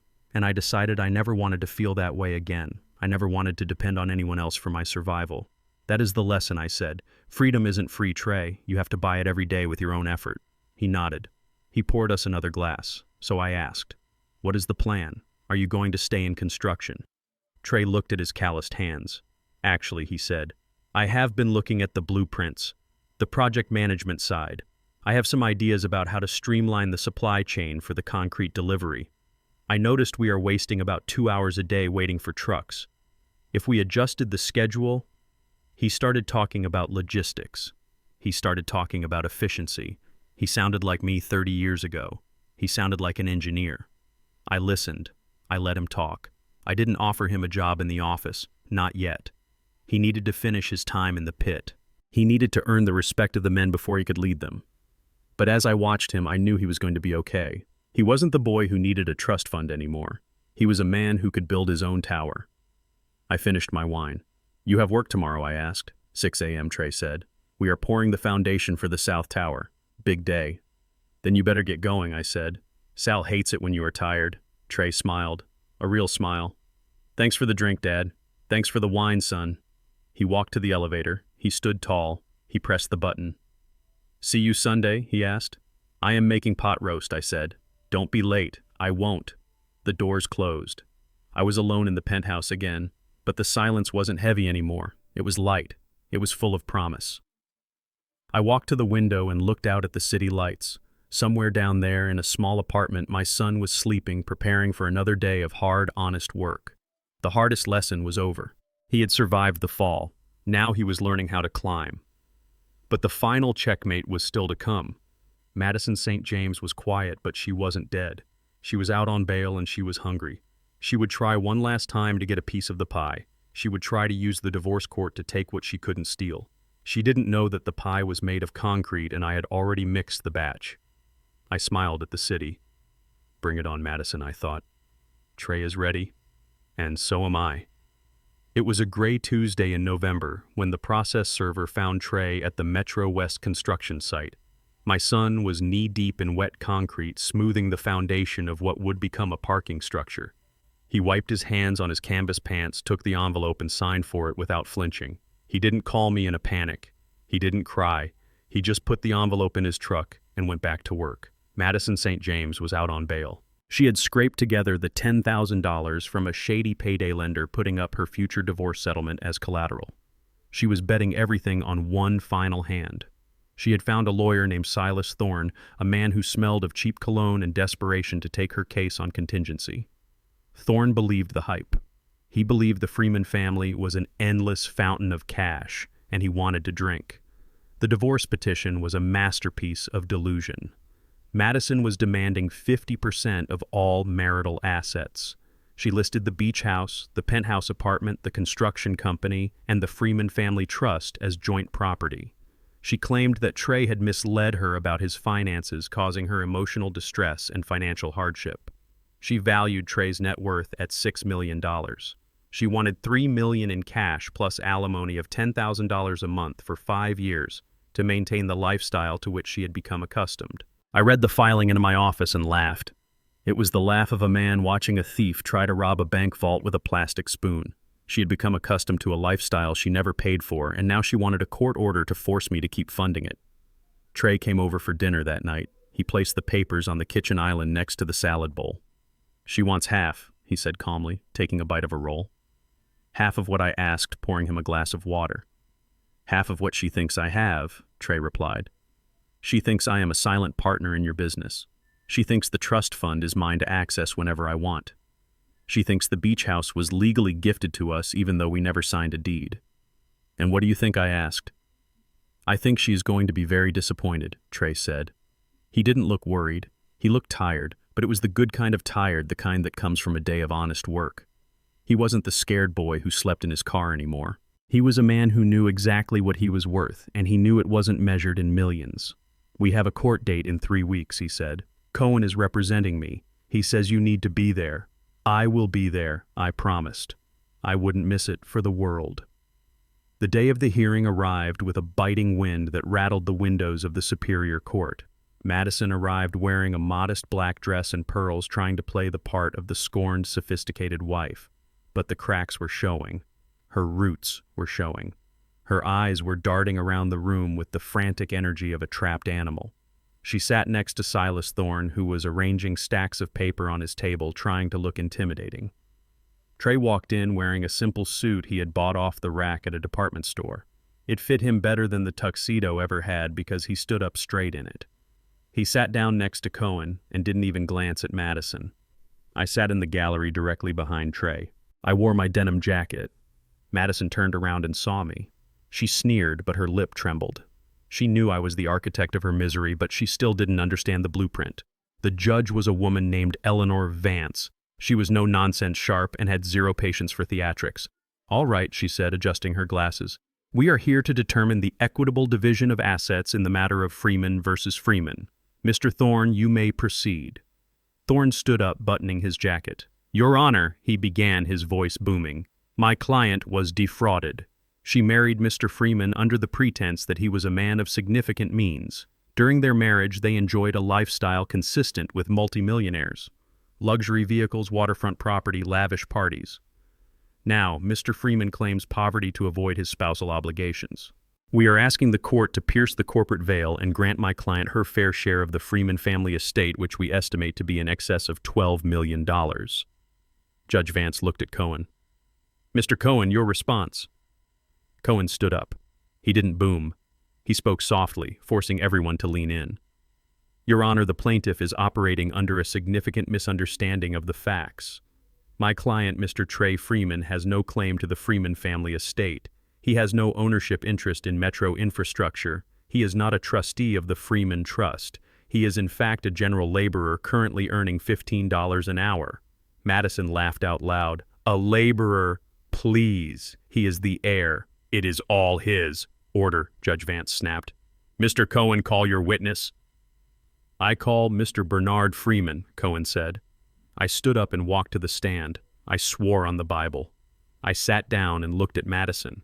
Mr. Freeman, Cohen asked, "Can you explain to the court the financial relationship between yourself and your son?"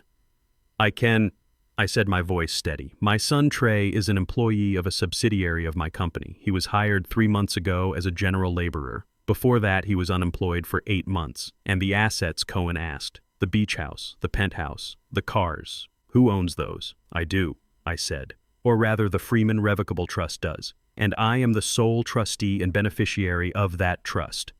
Thorne jumped up. "Objection. The son is certainly a beneficiary. It is a family trust." I pulled a document from my inside pocket. "I have the trust deed here." "Your Honor," I said, handing it to the bailiff. Judge Vance took the document. She put on her reading glasses. She scanned the pages. "Mr. Thorne," she said, looking over the rim of her glasses, "this document is quite clear. The trust is fully revocable by Bernard Freeman. It lists Trey Freeman as a conditional beneficiary." "Conditional," Thorne stammered. "What are the conditions?" I leaned into the microphone. "The assets are only to be transferred upon my death," I said, "and only if the beneficiary has attained the age of 40 and has maintained a marriage for more than 10 years to a spouse approved by the trustee. Furthermore, there is a spendthrift clause. No creditor or spouse of the beneficiary can attach a lien to the trust assets. Trey has no right to demand a single cent from the trust, and neither does his wife. Madison's face went gray. She grabbed Thorne's arm. What does that mean? She hissed loud enough for the microphone to catch. It means, Thorne whispered back, his face pale. It means he owns nothing. Technically, he is broke, but we lived in a mansion, Madison shrieked. We drove a Range Rover. Gifts, I said calmly. Revocable gifts. I let you stay in my house. I let you drive my car. But I never gave them to you. And when you disrespected me, I took them back. Judge Vance looked at Madison. Mrs. Freeman, the court cannot divide assets that do not belong to the marriage. If the house and cars belong to the father, they are not marital property. Now let us discuss the marital assets you do have. Mr. Cohen, please list the assets owned jointly by Trey and Madison Freeman. Cohen picked up a single sheet of paper. Your Honor, the couple has a joint checking account with a balance of $12.40. They have a joint savings account which had a balance of $15,000 until 3 weeks ago, when Mrs. Freeman withdrew the entire amount to pay Mr. Thorne's retainer. Thorne shifted uncomfortably. Additionally, Cohen continued, they have joint debts. Credit card debt totaling $45,000 incurred mostly by Mrs. Freeman but under joint names. And a personal loan of $20,000 taken out by Mrs. Freeman in Trey's name without his knowledge. Judge Vance frowned. So the net worth of this marriage is negative $65,000. Correct, Your Honor, Cohen said. And since Mrs. Freeman withdrew the only liquid asset, the $15,000 for her own personal legal defense, we ask that she assume the entirety of the remaining debt, as it was incurred primarily for her benefit, and she has already consumed the marital liquidity. Madison stood up. No, that is not fair. He has to pay. His dad is rich. Ms. St. James, Judge Vance said, her voice ice cold. His father is not on trial here. You are. And you are divorcing Trey Freeman, not Bernard Freeman. You cannot divorce a man for his potential inheritance. The judge slammed her gavel. Ruling is as follows. The plaintiff is awarded $0 in alimony as the defendant has no ability to pay. The plaintiff is ordered to assume 100% of the credit card debt, and the personal loan as evidence shows these funds were used for her exclusive benefit. The withdrawal of the $15,000 is deemed a dissipation of marital assets, and she is ordered to reimburse Mr. Freeman for his half immediately. Reimburse him, Madison screamed. I don't have it. I spent it. Then I suggest you get a job, Judge Vance said. Court adjourned. Madison collapsed. She didn't faint gracefully like in the movies. Her legs just gave out and she slid under the table sobbing. It was a raw, ugly sound. She was ruined. She had no money. She had massive debt. She had a criminal record for bribery pending, and she had just been ordered to pay her ex-husband $7,500 she didn't have. Thorne was already packing his briefcase. He knew he wasn't getting paid. He looked at Madison with disgust and walked out. Trey stood up. He walked over to the table where Madison was huddled on the floor. He looked down at her. He didn't look angry. He didn't look happy. He looked indifferent. Madison looked up, her mascara running down her face. Trey, she whispered, please, help me. I have nowhere to go. Trey reached into his pocket. He pulled out a pen. Sign the papers, Madison, he said, putting the divorce decree on the table above her head. Sign them, and it is over. I can't, she sobbed.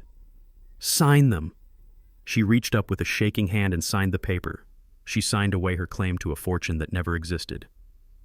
Trey took the paper. He handed it to the bailiff. Then he turned to me. Ready to go, Dad? He asked. I stood up. Ready, son. We walked out of the courtroom together. We left Madison crying on the floor, surrounded by the wreckage of her own greed. We walked down the marble hallway, our footsteps echoing in sync. When we got outside, the sun was shining. The air smelled of winter coming, but it was clean. Trey loosened his tie. He took a deep breath. It is over, he said. It is over, I agreed. How does it feel? Trey looked at the city skyline. He looked at the construction crane in the distance where he would be working tomorrow morning. It feels heavy, he said. Debt is heavy. Shame is heavy. It gets lighter, I said, putting a hand on his shoulder. Every day you work, every dollar you earn that belongs to you, it gets a little lighter. Trey smiled. It was a small, tired smile, but it was real. You know, Dad, he said, when she screamed at you at the wedding, when she kicked you out, I was so scared.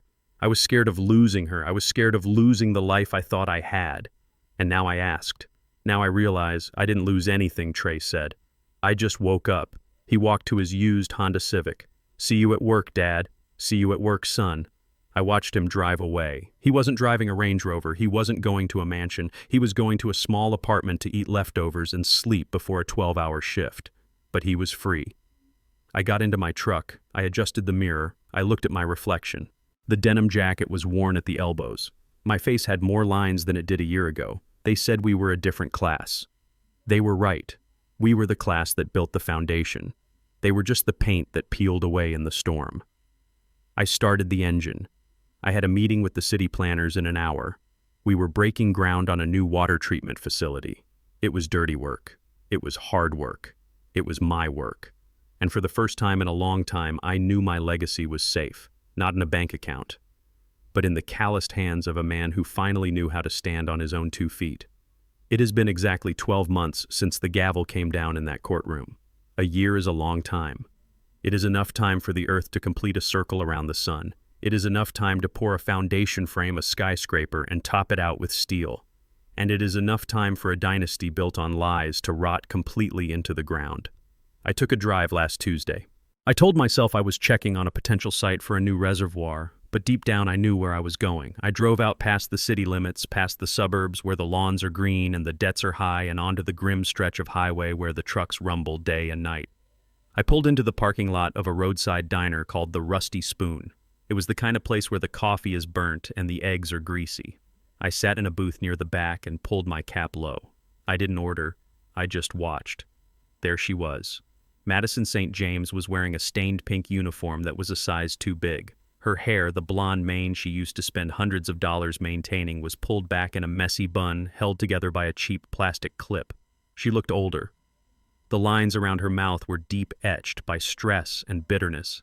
She wasn't an influencer anymore. She wasn't a socialite. She was a waitress working the lunch rush for tips that wouldn't cover the interest on her court-ordered debt. I watched her serve a table of truck drivers. One of them made a comment about her appearance. The old Madison, the one who screamed at me in Newport, would have thrown a drink in his face.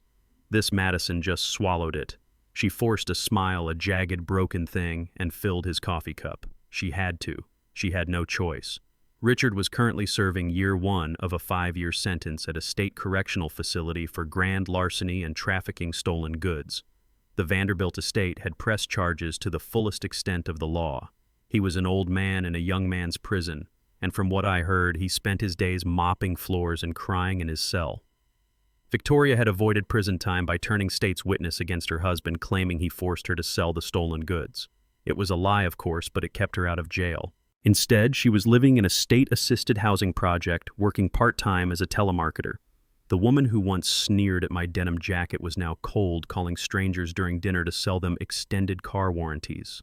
And Madison, she was here. She was alone. She was drowning in the debt the judge had assigned to her. Every paycheck was garnished. Every tax refund was seized.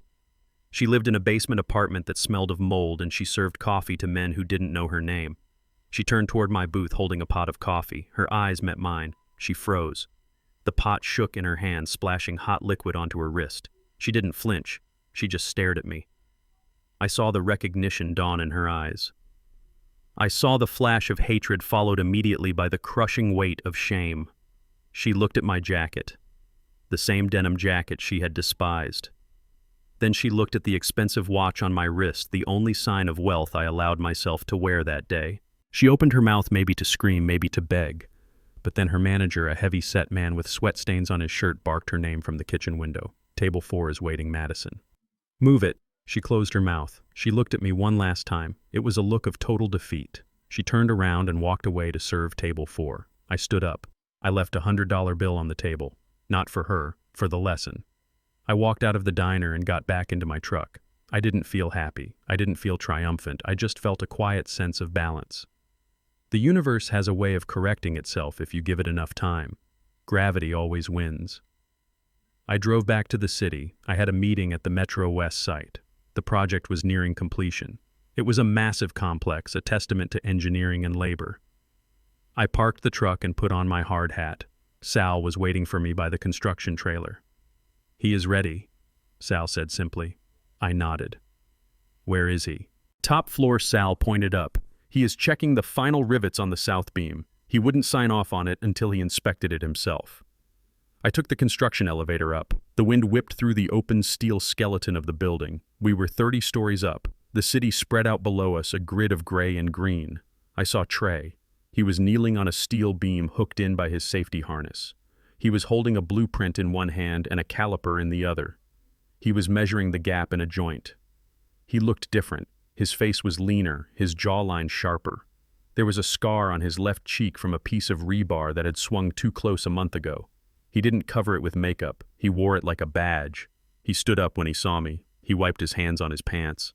"Hey, Dad," he said. His voice was deeper, steadier. "How does it look?" I asked. "Tolerance is within 0.02%, Trey said, tapping the beam. "It is tight. It will hold against a hurricane." "Good work," I said. Trey looked out at the view. He wasn't looking at the penthouses or the luxury cars down on the street. He was looking at the structure. He was looking at the work. "Sal tells me you caught a mistake in the supply chain logistics last week," I said. "You saved us $40,000 on concrete delivery." It was obvious, Trey shrugged. The trucks were routing through the tunnel during rush hour. I just shifted the schedule to night drops. It cuts idle time by 30%. "It wasn't obvious to the project manager we fired," I said. Trey smiled. "Well, he never poured concrete at 4 a.m. You learn a lot about traffic when you are waiting for a mixer in the rain." I walked over to the edge of the building. The wind was strong up here. "I am promoting you, Trey," I said. Trey stiffened. "I don't want a handout, Dad. I am happy on the crew." "It is not a handout," I said, turning to face him. "Sal recommended you. The crew respects you. You know the job from the mud up. I need a project manager for the new water treatment plant. It is a big job. Complex. Messy." Trey looked at me. "I am not an engineer," he said. "No," I said. "But you are a builder. And you are honest. I can hire engineers, I can't hire character." Trey looked at his hands. They were rough, calloused, stained with grease and dust. They were the hands of a man who worked. "I will take it," he said. "But I want the same pay rate as the last guy. No family bonus." "Deal," I said, extending my hand. He shook it. His grip was iron. "Let's go home, son," I said. "Dinner is ready." We drove out to the countryside. I had finished building the log house a few months ago. It wasn't a mansion. It was a solid, sturdy home made of cedar and stone sitting on 50 acres of timberland. It was private. It was quiet. It was real. We sat on the back porch as the sun went down. The sky was streaked with purple and gold. We drank iced tea. The air smelled of wood smoke and pine needles. Trey sat in the rocking chair next to me. He looked at peace. He wasn't checking his phone. He wasn't worrying about what people thought of him. He was just being. "Dad," he said after a long silence. "Yeah, son.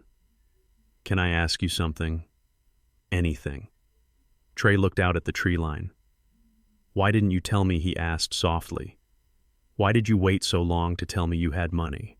Why did you let me struggle for years? Why did you let me drive a beat-up car in college? Why did you let me marry Madison without warning me that she was chasing a ghost?" I took a sip of my tea. It was a question I had answered in my own head 1,000 times. I looked at him. I looked at the scar on his cheek. I looked at the strength in his shoulders. "Because wealth is heavy, Trey," I said. "It is a weight. If you put a heavy weight on a weak structure, it collapses. You see it in engineering every day. If the foundation isn't cured, if the steel isn't tempered, the load destroys it." I leaned forward. "If I had told you when you were 18 that you were a millionaire, you would have never worked a day in your life. You would have never learned how to solve a problem. You would have become soft. And when the sharks like Madison came, and they always come, you wouldn't have known how to fight them. You would have been eaten alive." Trey nodded slowly, processing the words. "I wanted to leave you something valuable," I continued. "But money isn't valuable. Money is just paper. It burns, it gets stolen, it disappears. The most valuable thing I could leave you isn't the money itself. It is the ability to keep it. It is the ability to make it back if you lose it. It is the backbone to stand up when the world knocks you down." I pointed at him. "Look at you. You lost everything. Your wife, your home, your pride. You slept on concrete, and you got up, you went to work, you rebuilt yourself. That is the inheritance, Trey. The money is just a tool to help you build faster now that you know how to use a hammer." Trey looked down at his boots. A tear traced a path through the dust on his cheek. "I hated you for a while," he admitted. when I was sleeping in that motel. I hated you. I know I said, that is the price of fatherhood. Sometimes you have to be the villain to save the hero. He looked up at me. I am not a hero, Dad. I am just a guy who pours concrete. That is all a hero is, son, I said, smiling. A guy who does the work when no one is watching. We sat there as the stars came out. The night was cool. So Trey said, clearing his throat, the water treatment plant. I was looking at the specs. I think we can use a new composite for the filtration tanks. It is cheaper and lasts longer. Tell me about it, I said. And he did. We sat there for hours talking about concrete composites and flow rates and union contracts. We talked about the work. I looked at my son. He was 31 years old. He was single. He was renting a small apartment. He drove a used Civic, and he was the richest man I knew. The St. James family had tried to steal a fortune. They ended up with prison sentences and poverty. I had risked my relationship with my son to save him. And as I listened to him talk about the future, his voice strong and confident, I knew the gamble had paid off. I took a deep breath of the night air. It tasted like cedar. It tasted like truth. Nobody would ever forget the name Bernard Freeman again. Not because of the money, but because I was the man who taught his son that the only thing that matters is what you can build with your own two hands, and that my friends is a legacy that no lawsuit can ever take away. If you enjoyed this story, let me know in the comments. Do you think I was too hard on Trey? Or did he need the tough love? Hit the like button and subscribe for more stories about justice, revenge, and the long road to redemption. Thanks for watching. This journey wasn't just about exposing a gold digger. It was about defining true value. We often mistake net worth for self-worth, assuming the price of a suit defines the man wearing it. But I learned that shielding your children from every struggle only weakens them. To truly love someone, sometimes you must let them fall so they can learn to stand on their own. Money is merely a tool, but character is the architect. A legacy built on lies will always collapse, but one built on honest sweat and integrity is stormproof. If you agree that character matters more than cash, hit that like button and subscribe for more stories where justice is served cold.